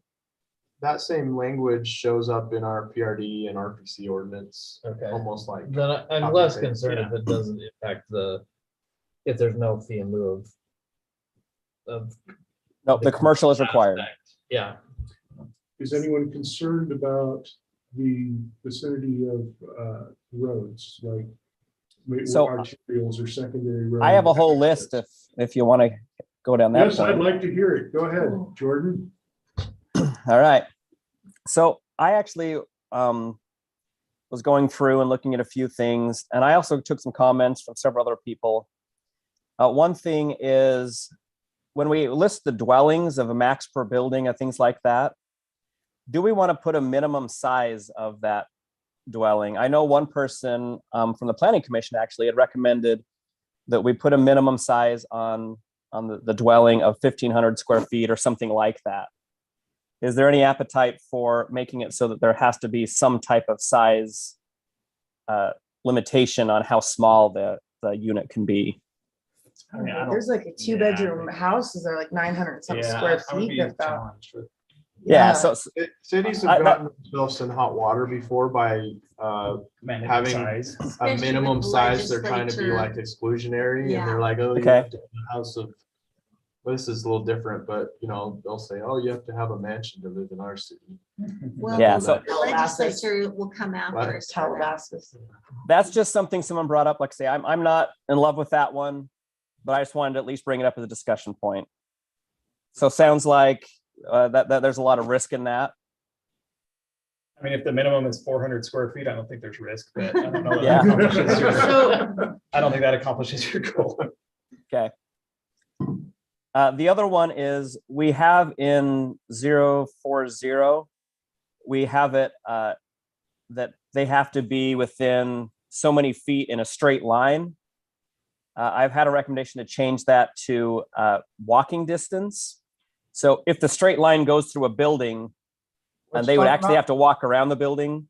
Are you talking about from parking or are you? Sorry, could you So it's repeat in the 040. 040? Yep. Oh, development standards, what page? 1092-040. You talking about parking? Yes. So 040. Whether they could walk Development standards. a reasonable Is distance. it to- Or development just as the standards? crow flies to a building. So yeah. page 2 of 13, at the Okay. bottom. 2 of All 13? lots shall be And this one developed was- in At the very bottom. structures and uses. Yeah, and this one came up because we had a project that was, This came up because of. Yeah, the so Donald 8A. Drake project. So 040, item 8, line A. Right, item 8. Oh, so. we're It, going it to- says are within 1,320 feet of an existing retail office building measured in a straight line between the closest portion of each building. And so throughout this whole thing, we have lots of these straight lines, but a straight line doesn't help you if you can't walk that straight line. Hey, Jordan, what page are you Is in it in the 9 packet? 13? It's 9 of I think 13. it's 9 or Yeah, the 13. one. I'd like to keep it scrolling. Buildings Right which there. are entirely residential without leasable commercial space. Is Okay. that it? I think that's Yeah. it. Look at the bottom right of the page and tell us what page number it is. if Yeah, you're 13. right. 913. Okay, I can explain this one. One of the concerns that came up was, let's say people are trying to carry groceries, but if they have to carry them all the way around the building, is that really practical? Does that parking space serve them? and if they're old folks, Yeah. They have to get, to serve as parking, to count as parking for a dwelling, it has to be within walking distance. Yeah. So this one actually isn't talking about. Yeah, I just noticed that. this is about The- within a retail space or. Yeah. So the goal of mixed use is to strategically locate this density by existing shopping areas so that they can go to the store or the restaurant. It's kind of this live, walk, work kind of situation. And it's saying here, buildings which are entirely residential. So if you don't have any first floor or any commercial space in them, you have to be within walking distance of an existing store. So this is one that actually Monterey West requested an exemption from through the development agreement because they weren't within walking distance of any retail, which city planning wise, I think the other two projects were a little bit stronger in that regard because they fit in a little bit better as far as creating a walkable environment. Monterey West was a little bit more isolated and maybe would drive the residents to use their cars more, just be a little bit, not as symbiotic with all the other uses around it. So So if we want to change it to as a walking, that's Like I fine. said, That's the goal. That was a comment someone sent to me. can I ask a question? Yeah. In regards to that? So help me understand, is our purpose of the mixed use zone to drive commercial development? That's what I thought Yeah. it was when we started. So if the purpose of the zone is to drive commercial development, why are we allowing for strictly residential developments to piggyback on existing commercial? Well, you can't, It's Well- not existing commercial. It's like if there's an area that they can expand We offered a into. partnership opportunity Yeah. though as well, and that was because we had sagging retail as well as So there'd be an vacant empty vacant lot that lots. And so it would nobody's- incentivize or yeah. create. So it actually momentum fills within it, an yeah. empty building. It wouldn't be that, oh, you're you're piggybacking off of saying it- something that exists. It's something Does that, it say that it's a vacant? So it should be more specified in there that if it's next to a I mean, vacant. it could say vacant, but you'd also. It then just go says like some of the I think what he's pure bringing up is retail that the store intent office. was there was a net gain of business. Yeah. And Yeah. not just it supports an existing business. Because there's been an argument that, oh, if you build a lot of houses next to your store, the stores gets more business, That's does not it? true. Yeah, that's not necessarily true. So That's just my question. I'm posing. Yeah, no, What's the it's- purpose? I think And our purpose was just like you're saying, to Bring in more bring business. in net commercial. new And I think, business. from my understanding, it was that if there's a lot that's in the vicinity or next to it, that they could partner with them to either build on that lot or Yeah, 'cause we had fill them that offering to space. do a It gas wasn't just station gonna and be some like, other- oh, you already have a Dollar Tree, we're gonna count that as our space. It that's wasn't that. almost what I'm interpreting it as. Yeah, it's kind of, yeah, we would Yeah. measure it from an existing, so if you're next to Smith's, So you could do or if that. there's a vacant spot in Smith's that hopefully they could fill up with the new business. But it doesn't have to be a vacant spot. It could just be Smith. I mean, that's I- all But I developed think around. that's Never the- mind. That's a good, understanding. So yeah. That needs to be We have a whole clarified. nother section, maybe what you're talking about is the whole partnership Yeah. site That's what stuff. I'm Maybe we need thinking, to yeah. visit that. This is maybe not quite as Yeah. related to this. Yeah, I agree. Because Okay. this- Can you this break is- that one this down, is- how that works This a is little? just if your building is only residential. Which will often happen Which in is not our- non-vertical mixed use. Yeah. And that's what we're So, coming yeah, at. We have like the apartments over here and the commercial over here. We just didn't want the apartments like out floating. It mile doesn't, away. it doesn't It's not mean really you mixed can use if use they're that not- existing Okay, I commercial see what as you're your, saying. as Okay. your new commercial. You can't No. use that. But if you're gonna do only commercial, it does have to be close to Or this only other residential. retail. Only So a residential. good example Or, of yeah. that, what kind of what you're talking about is that and it's not in our city, over in West Point next to Smith's. Mhm. How they built that apartment complex right next to that, and it Mhm. wasn't in a mixed use idea, it was they piggybacked off of it to go in that area. Exactly. Yeah, those Yeah. buildings were 100% residential buildings. They didn't have any commercial in it, but they were Yeah. in close proximity to the. But there's no net gain of commercial for the City for that not city. there. Yeah, I I'm mean, sorry, I'm keep. No, that makes Onto sense, yeah. Is that what we're talking, are you talking about Briggs North? She's No, I think they're talking talking about about the one by Del Taco. No, we're talking about. Oh, up there. Just an West Point. example, As an yeah. example. Yeah, of what- Yeah. they allowed that without commercial, and we're trying to say we don't want. We don't want that, because that's a Because it looks like a piggyback terrible off. outcome there. Yeah. It's like, oh. well, we, Your you know, sarcasm. we want new businesses and like All the new mayor business. said, I think he brings up a good point. We know that those new residents are gonna support the existing businesses.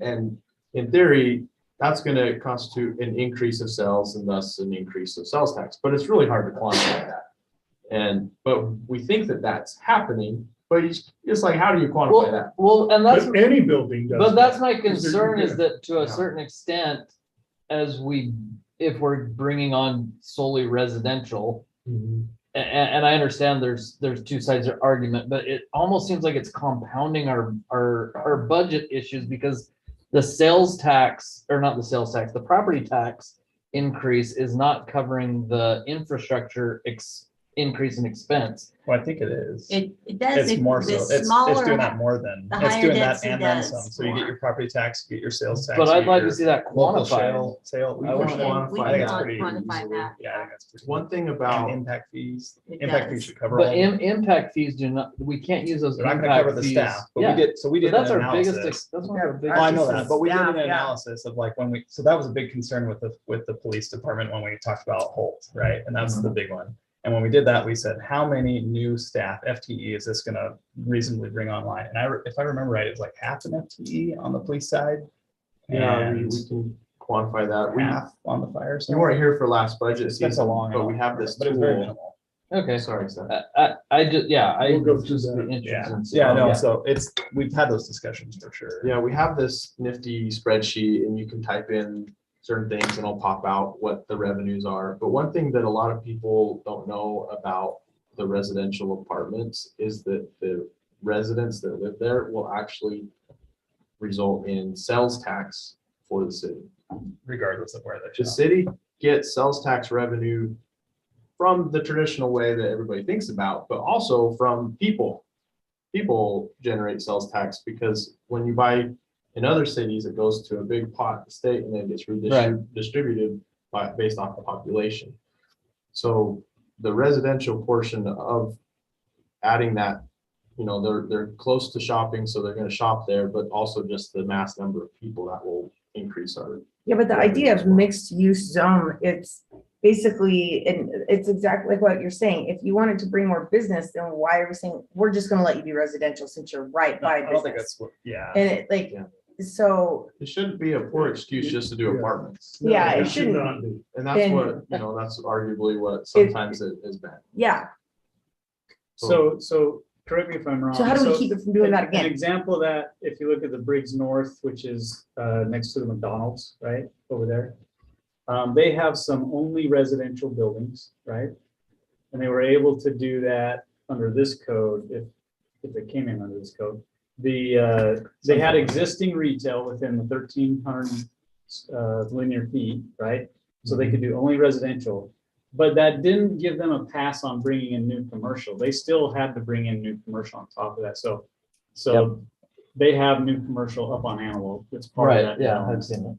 So it doesn't give you you're not exempt from bringing in Okay, additional commercial. yeah. Which is not Has to be necessarily a certain right amount there. in that vicinity, and if that's already compensated for, you have to put it somewhere else. Yeah, this just says if it's a building that only has residential, then there has to be existing retail nearby. So Otherwise, that's you gotta not put just commercial apartment in. complex. So I think this is the part that everybody was having a lot of questions about. So if you look at 1092-040 C, mixed use required. What page is that? So that's 3 of 13. Thank It's on you. the screen. Me too. So like you were saying, we don't just want an apartment complex, so 100% residential projects are prohibited. And then you can't just disguise a sales office and say that that's the commercial portion. Gyms or. But yeah. So- you gotta- So does the sales office count towards their commercial space? It can, but it can't be the only thing. Yeah. That's my understanding. Is that? The If sales it's office designed- for the apartments? Yeah, If it's that doesn't designed- But seem- how, that shouldn't count towards the, No, that should No, not that's what, count. that's the way it's written right now. But the way it's, so that's like good. I think that's a suggestion is concern. yeah, that's To a make good that concern. exempt. Yeah, I think we should make that shouldn't not count. count because you're not generating sales tax from that And office. I think you should extend that further to limited amenities. You know, we've had talk that, hey, I'll just put a gym in and call that my commercial, but But that's part if of it's the just, apartment especially if complex. it's just part of the apartment complex, it doesn't. If it's count. not public, it's not it's Yeah. not part of the, Well, they It's could charge amenities for entry to them the only. gym. One thing we did with the Arlo development is that they designed those amenities. This, and granted, they're doing the most commercial out of any of them. They're doing a big 3-story office office space, building, so they'll have a lot of it. But their design was that they designed these spaces on the first floor. Is that the one just further Yeah. west? Off That's Heritage, fine. yeah. Yeah, West, yeah. So we didn't count that as their square footage because they didn't even need to, but we used that as to look like the vertical mixed use Yeah. motif that we were after. So like when you drive by, you'll like see people, I don't know, maybe they'll have mirror glass or whatever, but you'll like see people, you know, riding their bikes and it'll be kind of like a traditional main street. that So should be I behind I the, would recommend we just theater. take and on C2, the apartment complex sales office, we Get just rid say of are not not counted Yeah. towards commercial Yeah. space. I think That that's shouldn't an be easy counted. one. Like Yeah. any yeah, of their. any of space. their amenities Yeah. for an apartment. If it's office just for space the or- residents, it or should just be. amenities for residents. Yeah. Because that's part of, Seems like that's a consensus change. So Yeah. Yeah, we just if have that's to have a- gym. If that's, yeah, a Yeah. complex, But 4, I think this idea of a partner site The one that, we felt like maybe there's a loophole where they have a site and then they subdivide their own site and then call that the partner site. Yeah, And really what we had in mind was like, for example, if you put in your mixed use project and it happens to be next to Smith's and you work with the owners to help fill in some of their vacant or they have pad or something, we thought that they could partner. Why, especially if the reason why they're proposing mixed use is because the commercial market wasn't like really good. So why create a competing site where the site next door was already struggling? So that it kind of. but I allowed think them- there's a contrary side to that argument that both are possible. But if you build some good commercial next to it, that makes it more appealing to want to open something nearby because you've got more people coming. So maybe that helps them fill that in without counting that as somebody else's commercial. Yeah, maybe we just nix the whole partner idea altogether. I go for that. I It's mean, up to you guys. I see a strong relationship though here if we did have something where they could develop this. I don't think, I mean, this is again, we talked about putting tools in the belt. This is an option. What if the so I mean, we're eventually gonna address residential versus commercial percentages or whatever. What if we use the partner site, whatever we agree to on residential and commercial mix? What if we say, hey, you can have a lower mix of commercial if you're using if there's a partner site or something like that, you know what I'm saying? So you're still encouraging the partner site. You need but to you're- supply something for it though. You're doing it you you're still bringing new commercial, but you're not required to bring as That much would as be if. the concept, is that they're bringing tenants, but they're not bringing you space. So there's two sides to it to Well, once decide. again, you have to go back to what was our point of it? If it's to drive commercial, I think the more tools we give them to To do build that commercial. is to our benefit ultimately. I mean, if we're, That's why I'm saying to Dave's point is maybe use that as a tool to lessen, have to bring in less new to So partner. I like don't know. increase the So- ratio, but then have this be Like and slightly a like. second- yeah, something, I don't know. I think there's definitely room for us to talk about this more, so let's call this one of the points that we'll Talk think about on and that come one. back to, because we're not making the decision tonight. So Or you other can just, things that you want to come back with. you can So- direct the planning commission to talk about it, or we Yeah. can come back to talking about it. Yeah, so the other thing that you brought up, Dave, was the location. So these are the ones moving away from the comments from other people. I do think we need to limit the locations to arterials. Is there any other roads that we think would be capable of supporting mixed use? I would say just arterials. That's kind of where we've been seeing them. I just want to make sure that they can't go in a neighborhood. Like behind the theater, this seems like the only real Well- optimal place, but like. that Yeah. would- Well, but that's not a Maybe mixed that's use what behind the It's not theater. mixed use, and it's It's already yeah, it's already. It's yeah, Does everybody know what our arterials are? space. So that's gonna be. Antelope, 2000. 1,000, 2,000, all your grids. 193. Yeah. your main- Antelope, Is 2000. 2000 an arterial? Yeah, Yeah, Is- especially I thought- once the At Davis least corridor once it connects, goes right? north of Antelope. We wouldn't have. Yeah, north of Antelope, but I think most of the time, 1,000, 2,000 are, what are they, major Well, even collectors, north something of like that? yeah, your 2700. major collectors south of Antelope, but So Yeah. are we saying arterial or major collectors or both?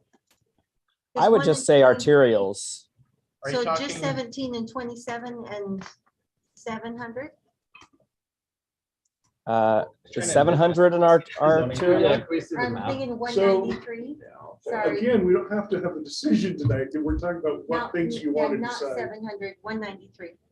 Yeah, Jordan, are you thinking 193. that you'd have access and frontage, or what are you saying next? What do you mean by next to? Within a certain distance? Like Monterey West, is that on an arterial or no? No. What if you're Which one next you to calling West Monterey Davis West? corridor? What's that?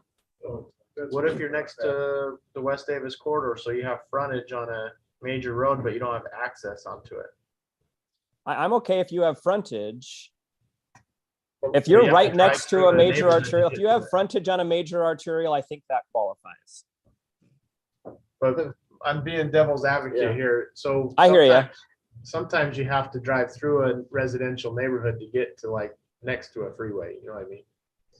Yeah, and I hear you, but I think as long as you say it has to have frontage on a major arterial, that generally implies you are not driving through neighborhoods. So let's call this a discussion I point don't and think and not have to have arterial it is, settled I tonight. guess I think Good- good idea. 1,000 and 2,003, especially 3,000, with that being where the West Davis, that's gonna become a hub.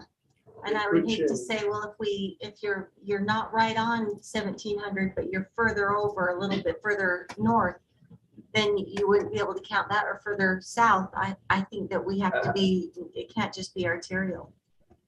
Well, So- my concern is if you're putting in 1,000 apartments in an area, you need to make sure that you can support that amount of traffic, and arterials can generally do that pretty well. But But so to could Noah's 1,000 point, or if you're 2,000, or, I mean, 3,000 could as well, if you're connected there, but you're just set back a little ways, you know what I mean? I'm willing to make it a discussion point. I'm just saying, right now, Talk there's about no that. restrictions. It Yeah. could go on a residential road theoretically based on our current ordinance. And I think And that's clear. that I'm not okay with. So let's But- talk about that. But yeah, we can talk about major collectors. I wouldn't say minor collectors or anything less than that. But yeah, arterials and maybe a major collector. Lives and bylays. Yeah, let's discuss it. Here's your map. Other Arterials and points. Let's collectors. move on. Other Yeah, points for It took me discussion. too long to even get to that. Yeah. You guys are moving too fast. Other possible discussion points.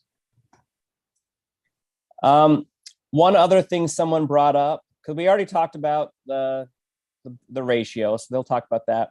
One other thing someone brought up to me, and I don't even know if we can do this, but they recommended in the development agreement some type of upkeep / maintenance plan so that in 20 years, there's something that says they have to update it. Again, I don't know if you can do that, but that's just something someone asked for to be in there, because their concern is all of these are being built at the same time and they're all going to degrade at the same time.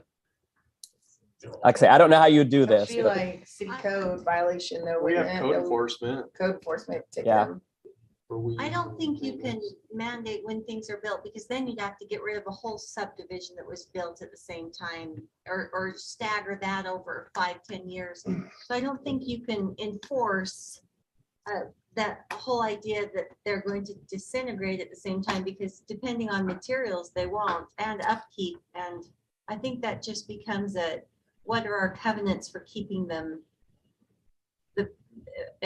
in a state of repair? Wouldn't that be more what we're trying to deal with, is ordinance and regulation to keep it from going to a state of disrepair? I don't think we can say the date, because it could go to crap in 10 years. Well, I think all they were looking for when they sent this to me was they were looking for a maintenance plan, not anything that specifically says in 10 years I'm going to repaint. Like I said, I was throwing it out there because someone brought it up. Doesn't it? Yeah. Yeah. And It those probably comes take under our good care of code, things. under code enforcement, not under. I think Yeah. I not agree. under zone. Yeah, I don't think you can put that in the zone. Yeah, and this does say in here that it's under an HOA and they're pretty, you know? Property management tends to be better than individuals. Yeah. Okay, that's all the comments I got from people. So that covered my, the big one that I wanted addressed are the ratios and the arterial roads and locations. So another one I was thinking of was, we did it through a few development agreements. I think it's going to be a good idea moving forward is the crime-free multifamily housing. Yes. Oh, that's a good idea, Seth. Add that into all of them in zones. So basically I agree. every apartment complex or multifamily housing has to engage in the crime-free What multifamily housing. was it, Garrett? What was the thing that you? Stuff with felonies, they have to be, It's like basically like no Crime-free. one strike, you're out, right? Well, it's one strike, and it also goes That's- into that's planning. a simplified version of it, Yeah. but for good enough for this conversation, yes. Sorry, I don't So know. they It's don't not know on about it, Expound on so, that. yeah, More we talked words. about this Well, so last they year. engage first of all in some sort of, I mean, there's building practices as well that we want them to adhere to. Yeah, So like no safety blind nets, spots, any blind yeah, spots have cameras, uh, things like building that. safer Can you send environment. us a link to, on something, like some literature or something to read on it? That'd be okay. Yeah. Cool. Okay, so again, this would be a point to add to discussion. Yeah, That's I what I'm got asking it. for Yeah, literature. yeah, but- Something we can learn about it Yeah, before we. that was Yes. a really great So we've idea, added it to a few. and it really makes Just like a mandate. you feel better. Others, This is kind of what it's trying. we will come back to this, so it's okay if you have another one. I'm also So- okay if we want to. Oh, sorry, Jordan. One more real quick. I was just gonna say. No, go ahead, Seth. I'm also okay if we want to be a little more strict on the in lieu fee, just because park space is such a premium for us.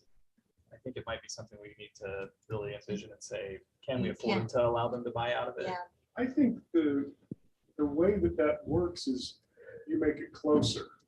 So that Whatever, whatever has to be yeah. really close, not, it can be, within a mile. yeah, if it's a mile down the road, it's not possible. If Defeats the you purpose. do it yeah. within a quarter mile, we're Saying people basically aren't gonna walk saying to it's their cars, within they're not gonna walk to sight. retail, yeah, we want that. Yeah, So just something to tighten. so up make it a little bit. more restrictive. I I think that's a good idea. I do want to say though, we never passed a resolution about the 6-month moratorium, right? I mean, No, that we was, did not. okay, just making sure that was. Nope, that's not in effect. Great.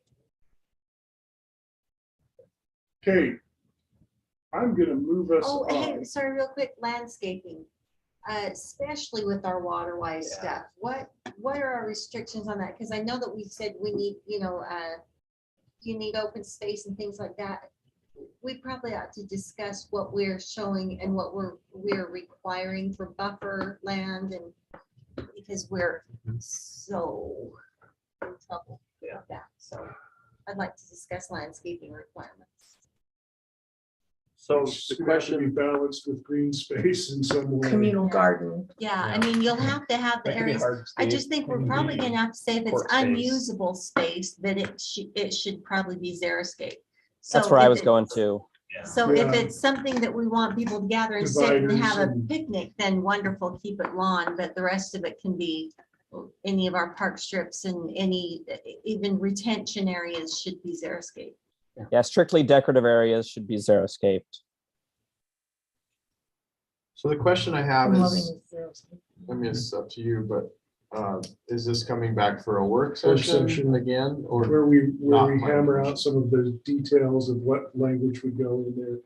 Probably between now and then, work on maybe some options in language, or at least the things that were all general consensus, a language that we could approve. Although one adjustment to the xeriscape, I think you also need to add in, what's it called, Brody? I think you corrected me once. There's xeriscape and there's low water landscaping. What's it I called? wouldn't know water, Or water-wise. landscaping. water-wise. Water And wise water-wise, landscaping. Layton is the only city so far that's allowed any of the rebates, so we would be smart to get on that plan. Yeah, we don't really know why they qualified and we don't. They like them They better. checked They the told box me. and they agreed with said- the, they made the zone. They're change. easier to work And with. They Like did the that. ordinance. Yeah. Okay, Well, moving on. no. Discussion of potential amendments to city code section 1030-80 pertaining to buffer yards. This would be the fencing issue up against ag land. Cool. Yeah. Hey, why was that taken out? What do you mean take it out? It was in there before, the 6-foot chain link fence. That's what it was Oh, okay. required for quite some I time. Why was wasn't- it taken out? I wasn't sure what you're saying, take it out. Past. Yeah. I remember when the city updated the ordinance. Honestly, I think maybe they just didn't have a voice representing the agriculture community on the council. I don't think there was anything. now. If only we had somebody. I guess. It's loud. Scream about it. No, but what? I think one of the things that keeps getting passed over when things are removed is why they were in there in the first place. It was in there for a reason. So I'm going to give you a quick overhaul story real quick. It'll be certain quick to the point. So my sister, right, wanted a cowhide and I wanted to be the cow. So I went and found a cow, little calf that I liked, and it was Mr. Larry Mills' calf, right? Went out there to take a picture of this little calf and his mom was way over away. And I get about 3 feet from this calf to take a picture and I hear my friend yell at me, "She's coming." And I turn around and there's this red number 6. And she's about 5 feet from me and I slapped her in the face twice, right? And that cow was gonna kill me. That's why that fence was in there. Because it keeps kids from climbing through that barbed wire fence. If I were an 8-year-old little kid, that cow would have killed me. That cow is in that field, right? She comes in there every March where we're putting in houses and there's no fence. Okay, but So we gotta, why was it taken out? this is a good point. But would it stop you from climbing the chain link fence? I wouldn't climb no damn chain link fence. Okay. I mean, as a I kid, climb fences all the time. Chain link As a fence is the kid, best I one. would Yeah. have, but It's as a hard to get over. 30-something-year-old adult, no, I'm not climbing no fence, I but might there be more wasn't a likely fence to to climb a climb. I chain just link had to fence slide through. Barbed wire fence. Depends if they have little spiky things on the top that you put your feet. between. I've never had a problem with kids climbing the chain link fence from the houses into my place, but I have had a problem with them just coming through the gate. Okay. So those, I don't have a good explanation for why it was taken out. I don't know. And to be honest, I've thought about your question a little bit, and I think sometimes people come to a council, this one or any other, and they have a really good argument for why it doesn't work in one situation, but we fail to think of all the other possible situations. That's why it's really important for all of us to always ask ourselves, this applies not just to one situation, but to all. So if I change this, then what does it do in other possible situations? I mean, have you looked at this though? Like where it says none? It's, No, my point is, somebody came in and said this isn't a good solution. And the examples that were given, we obviously, not us personally, but we obviously said, oh, you're right, that makes sense. Yeah, so It doesn't it necessarily seems like make there was no sense. thought when it was taken out. Like my first thought was, why would it be there in the first place? We don't We know. weren't there. Wasn't this just not that long ago that it was taken out? What did you send it to me? It was 2018, right? That it was removed? I wasn't there. I was the You only weren't one there. that's there, Dave. So Dave, I don't why remember was it this. taken out, Dave? I've been trying to figure it out. Dave, we want. We don't know why? No, I Well, don't. see, because I feel like, well, that's the thing. I feel like that's an important thing. Like this is actually I don't what know. seems like it's not a big deal. It kind of is. Like, is things just being removed when they're not relevant or no one's doing due diligence on it? I mean, I would guess that at the time there was somebody who made an argument and it was agreed upon, and we don't know. We have had arguments that have gone on months on things that people think are not a big deal, and then they come back to bite us later. So it's hard to say. If somebody made a really good argument and 3 people voted for it, it's done. And that's the Okay. same thing we have to live with today. So talking about these changes, so I want to understand, obviously precast concrete, what is the cost for? I want to make sure that we're both fair and doing good by both So, parties. Chain I link know is the precast Yeah, that's the cheapest. standard. The 6-foot the chain link is the cheapest. standard.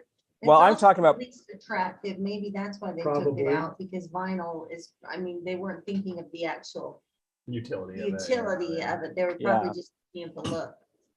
But for light commercial, it looks like the recommendation is to change it to precast concrete is where I'm going. Oh, That's too, that's expensive. They don't need that. Yeah, so telling a small business that they need to put up a precast concrete fence next to agriculture, I think is a No, little. it's just residential next to agriculture is businesses, they don't really, that's not really ever been an issue because businesses don't have kids usually running around. Okay. Daycare. The main issue is keeping children out of areas of livestock or large equipment. All right, so yeah, I'm just looking at all the changes and I see light commercial next to single family. The recommendation is D, which is precast concrete. Light commercial next to agriculture, we also have a D. Like I said, I think these are going a little bit too far. Yeah, I'd agree. Commercial Chain next link to is sufficient. agriculture. So maybe that could be changed to C. Give them option of. On the Put a light- little on the two razor light wire on commercials top. or Those the- kids ain't climbing over. oh my We God. want to make a vinyl coated chain. Constantine. Didn't even know that was an option. That You sounds mean the really little cool. It is. slats? No, it's like it's actually a different. coat, the fence is coat it. coated in it. Oh, If you're is- burning We ditches. it have that, I probably think, in don't. the pickleball courts. Yeah, so it's like the Yeah, black. it's chain like link that Yeah, the black Oh. stuff. Oh, yeah, that will melt. Yeah, we burn ditches. Instead Yeah. of the gray. And the galvanized. I can say Chain link. like I was driving by as we saw this item, I was driving by some homes in Clinton that are bordering right on those canals. Yeah. It's like that Oh, new yeah. Ivory subdivision and they've got all those canals there. And it just looks very unusual with the chain link on these brand new nice homes. Mhm. I know that's not the same exact use, but you know, it does Still look protecting them from the canal. Yeah, it it's just looks protecting really kids. pretty. The homeowner always has the option to put in their own vinyl in addition, like Yeah. In front of in it. front of the chain link. And Then they you do end that. up with that And we would- issue would that we we allow them to had, go all the way to the remember curb? that little pathway? Yes. Well, no, that's That what it was they a have right there. debris field for that. Uh-huh. Yeah, you're gonna end up with foot Yeah. between the double two. fence, which is. Yeah. I have them right along the north side of my property. All of them are double fenced all the way down. It's just as soon as they get the property, they put the chain link fence up before they even start building homes. And that just separates the two. And then it keeps the farmers from having to worry about kids and the parents from having to worry about their kids. And, you know, it just makes sense. And it's just safe all the way around. But it And the seems galvanized like- is plenty efficient. It It doesn't. seems like this only really applies to Residential next to next agriculture. to agriculture. Yeah, anywhere they can get hurt on equipment or by animals, and Because, that's what they're interested. I mean, Kids keep don't want to in go play mind on that that for the stuff. longest time, we had open fields all next to houses because that was the community. And that's not bad. I grew up next to an open field. Well, when they're With just, no when they're fence. open farming fields, like crop fields, that's different. But when it's like livestock fields, So So the, do we need to differentiate then? Because right now, if we made it chain they'll link, rotate those fields. That's the so- problem right there, is that they can Right. change use. but if we make it, so right now, a lot of them are vinyl. And I think to a certain, I agree they're more fragile. I wonder if all these, it looks like they only have one option. Can they have C, or I mean, what is it, H or whatever vinyl is? Well, within the options, there's already options. Like A. Within B, the and types, C. yeah, so you could, for example, have a 6-foot vinyl. So could we or just wood add or chain link precast. then to the options? Yeah, Yeah. Just add. yeah. So but- you're Then saying it needs to then be- there's a barrier. But It's not then the good enough. developer's gonna have So a where the choice animals of- are, the farmers have their own fences anyways. The barrier's just there So it needs to to be ensure that the builder is putting a buffer between children and danger. It's really what Sure. it is. So it can be any type of fence, because the farmer's gonna have their animals fenced in anyway, as long as it's a mandated fence. Yeah, It so could I, have been A, it could have been vinyl. so the farmers already have their. They use They barbed the wire barbed wire fencing, fence. Oh, you're strand saying barbed wire fencing. that would keep it though. No, it won't. Keeps the cows in. Keeps the cows in. That's it. Keeps me I just away. want to be You can slip clear, right through it. the chain link doesn't even keep the animals out.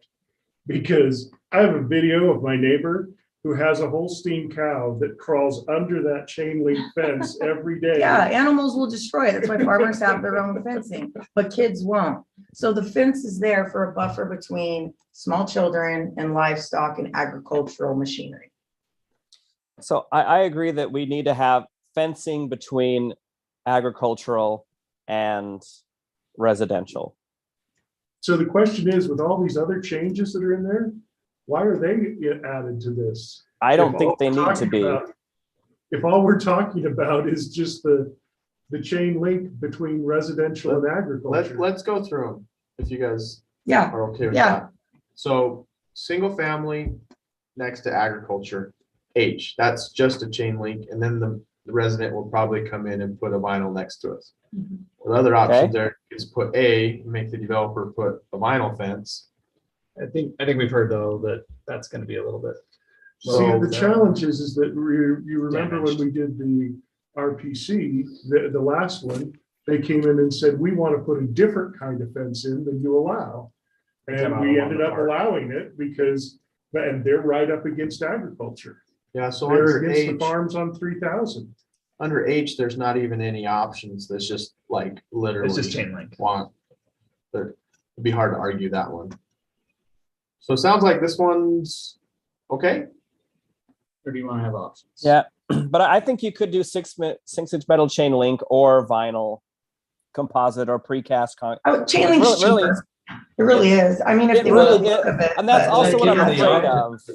of. Yeah, give them the option if they want it, but chain link's the cheapest and most Yeah, reliable. but put in other ones so that we're not prohibiting them from putting up other types. If they want to put in a precast, they wouldn't be able to in this scenario. Yeah, but at the very minimum, Yeah, so I think So in I H you think need to add more anything, options. Chain link So or. we could add Chain link or to more. A, Yeah, or more sturdy. but the Minimum problem of that chain with link. adding chain link to A is that the developers will probably go with the cheapest option. No, I think I think you make H its own with additional options. So it's adds Okay, metal so chain this link is- to A. This is H and A, got it. Yeah? Sure. Okay. Attached residential next to agriculture currently is none. So D would be the precast concrete. So that's adding like $100,000 to that project. So What do you- apartments next to agriculture, which might become single family or something else. they someday. do. So the thing is along the fence line, normally when these are going in, the farmers already have a fence in. So it just, the developer puts in the chain link fence to create a buffer right there to keep them from cross contaminating each other, basically. And it works well. And they can either the homeowners add their own fence, or they put a different fence in or something like that. But at the very least, they just need to keep that cross contamination from happening. Yeah. So how much did it cost us to put the precast concrete around? 100. Now, I know that's a taller fence, but What is that? It's like $220. Which one I is did that, your facility recycle or- packaging. Yeah. Very Yes. expensive. Hold on, Good. so 2200. so putting that at D is adding hundreds of thousands of dollars to that development. Yes. So I think With you need to provide more precast, options than precast concrete. Okay, I think precast concrete's excessive. okay, I just Okay, want to so point let's out change one that thing to C here. then. I want to point out one thing. What we're doing here, going back into all of the other possible uses, could easily be why this got wiped out of a zone that nobody thought about very deeply, because we were doing some other change. I think this is when we were doing the buffer between industrial, and we were talking about whether a fence or landscaping was needed. And somebody just goes down to another line and says, as long as we're changing this ordinance, let's throw this one line in there. And we don't have the discussion of what that means.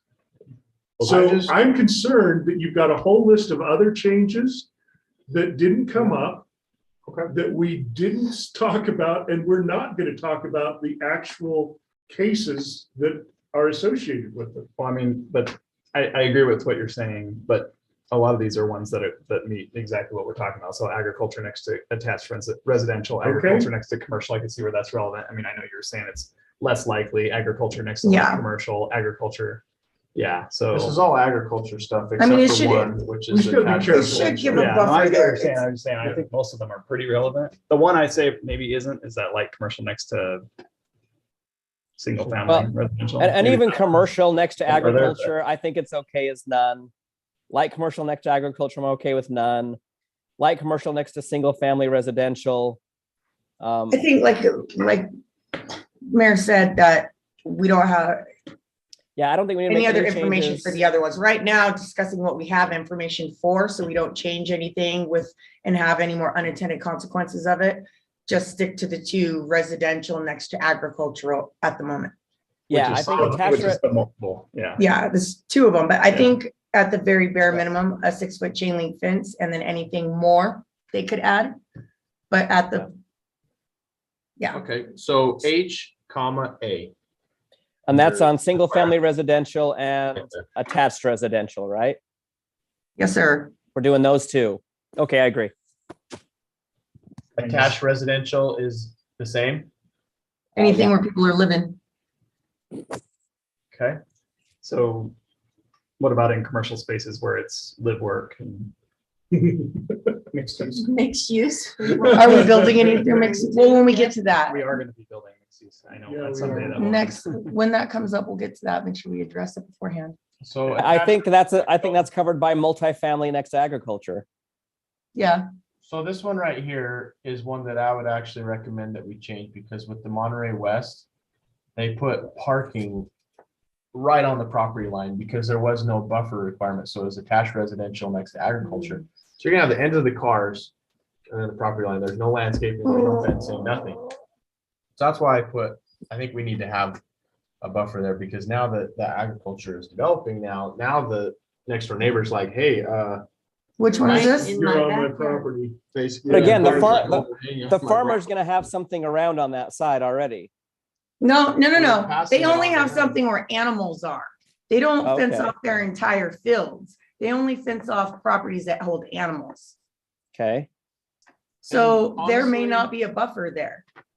Honestly, if you drive around, you start looking around like apartment complexes, the standard is a concrete fence. Around multifamily, yeah. Yeah, And the reason why is because it may be expensive, and you know, And I think I'm that's not okay. exactly that sympathetic to them. No, I But think that's we wanna important. reduce the I do impact too. forever. It's like a containment facility for little kids, so they can't get out and run around. I agree with that. You gotta contain them somehow. They're wild. Except on the arterial roads where it's right next to. The concrete fence, High you speed don't have end. to paint it. It doesn't fall under Yeah. disrepair. It doesn't get holes in it. You know, it buffers sound. You know, there's a reason why it's expensive. because people it's don't the write best words option. with It's cuts in nice. it. Yeah. Oh, I And what love was it, that. 220,000 for that area right around? Yeah, Public Works. It's Oh, sorry, I It's was a thinking of beautiful Public wall, Works, though. So 110. I was thinking about the Beautiful wall. one by, that By, we, yeah, that was by Behind your the- house. Yeah. Like That 100. was- behind the onion Yeah. factory. Somewhere So around there. another example is the Probably double that, Polk no. project. They installed a big concrete fence where their townhomes are, because those guys only had chain link and they were the most vocal. So they did a wall over there, but the other ones Who didn't on the complain. south, they already had a vinyl. So they didn't have to do a wall there because of the way the buffer says it's attached residential next to single family is C. And so if you look at buffer C, it's vinyl, composite, precast concrete, but it gives them the choice. So they're like, yeah, they already have a vinyl, we're good. Yeah, they're gonna choose the cheapest They're option. gonna- So Yeah. all those single family homes that have a 3-story giant apartment within 85 feet, like at exactly 85 feet, kind of got hosed. They didn't get a really nice fence. So should we just send that, since you know about like that stuff, is that something the planning commission should go over and Well, let's recommend add- what they think? I think we need to add buffer then to the Yeah. mixed use and just talk about that as well. Yeah. Yeah, add that to our mixed use discussion. It should be a consistent Questions? fence. That's a good thought. Planning commission to make this change? Yeah. Any zone change, anything in zone code. Okay, so we're gonna see this again anyway, because it's gonna go through planning commission, so I'm gonna say, Their best suggestion of what, let's listen to what they say before we call this done yeah, and call the discussion for tonight.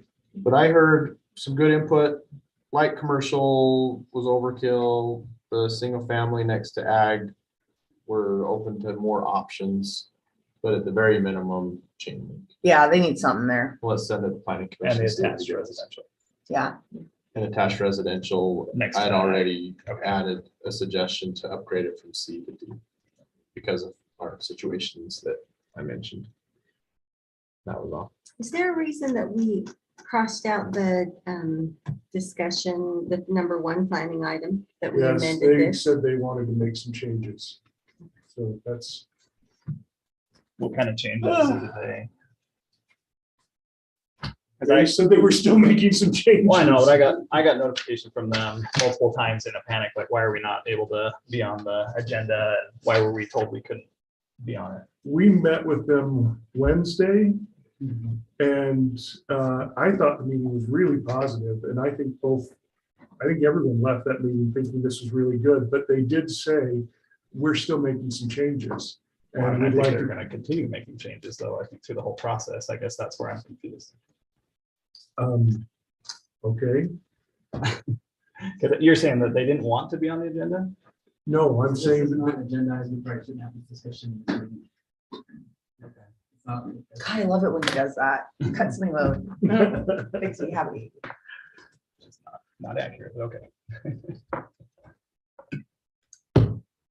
You can have that discussion offline. Perfect. We will. Okay. We don't need a motion in the work session, so we are adjourned. Sweet. I'm gonna eat these cookies out here. I hope nobody cares. There's some chips out there too. Thanks, everyone. Have a good night. Thank you. It's 10:30 here, so I'm going to bed.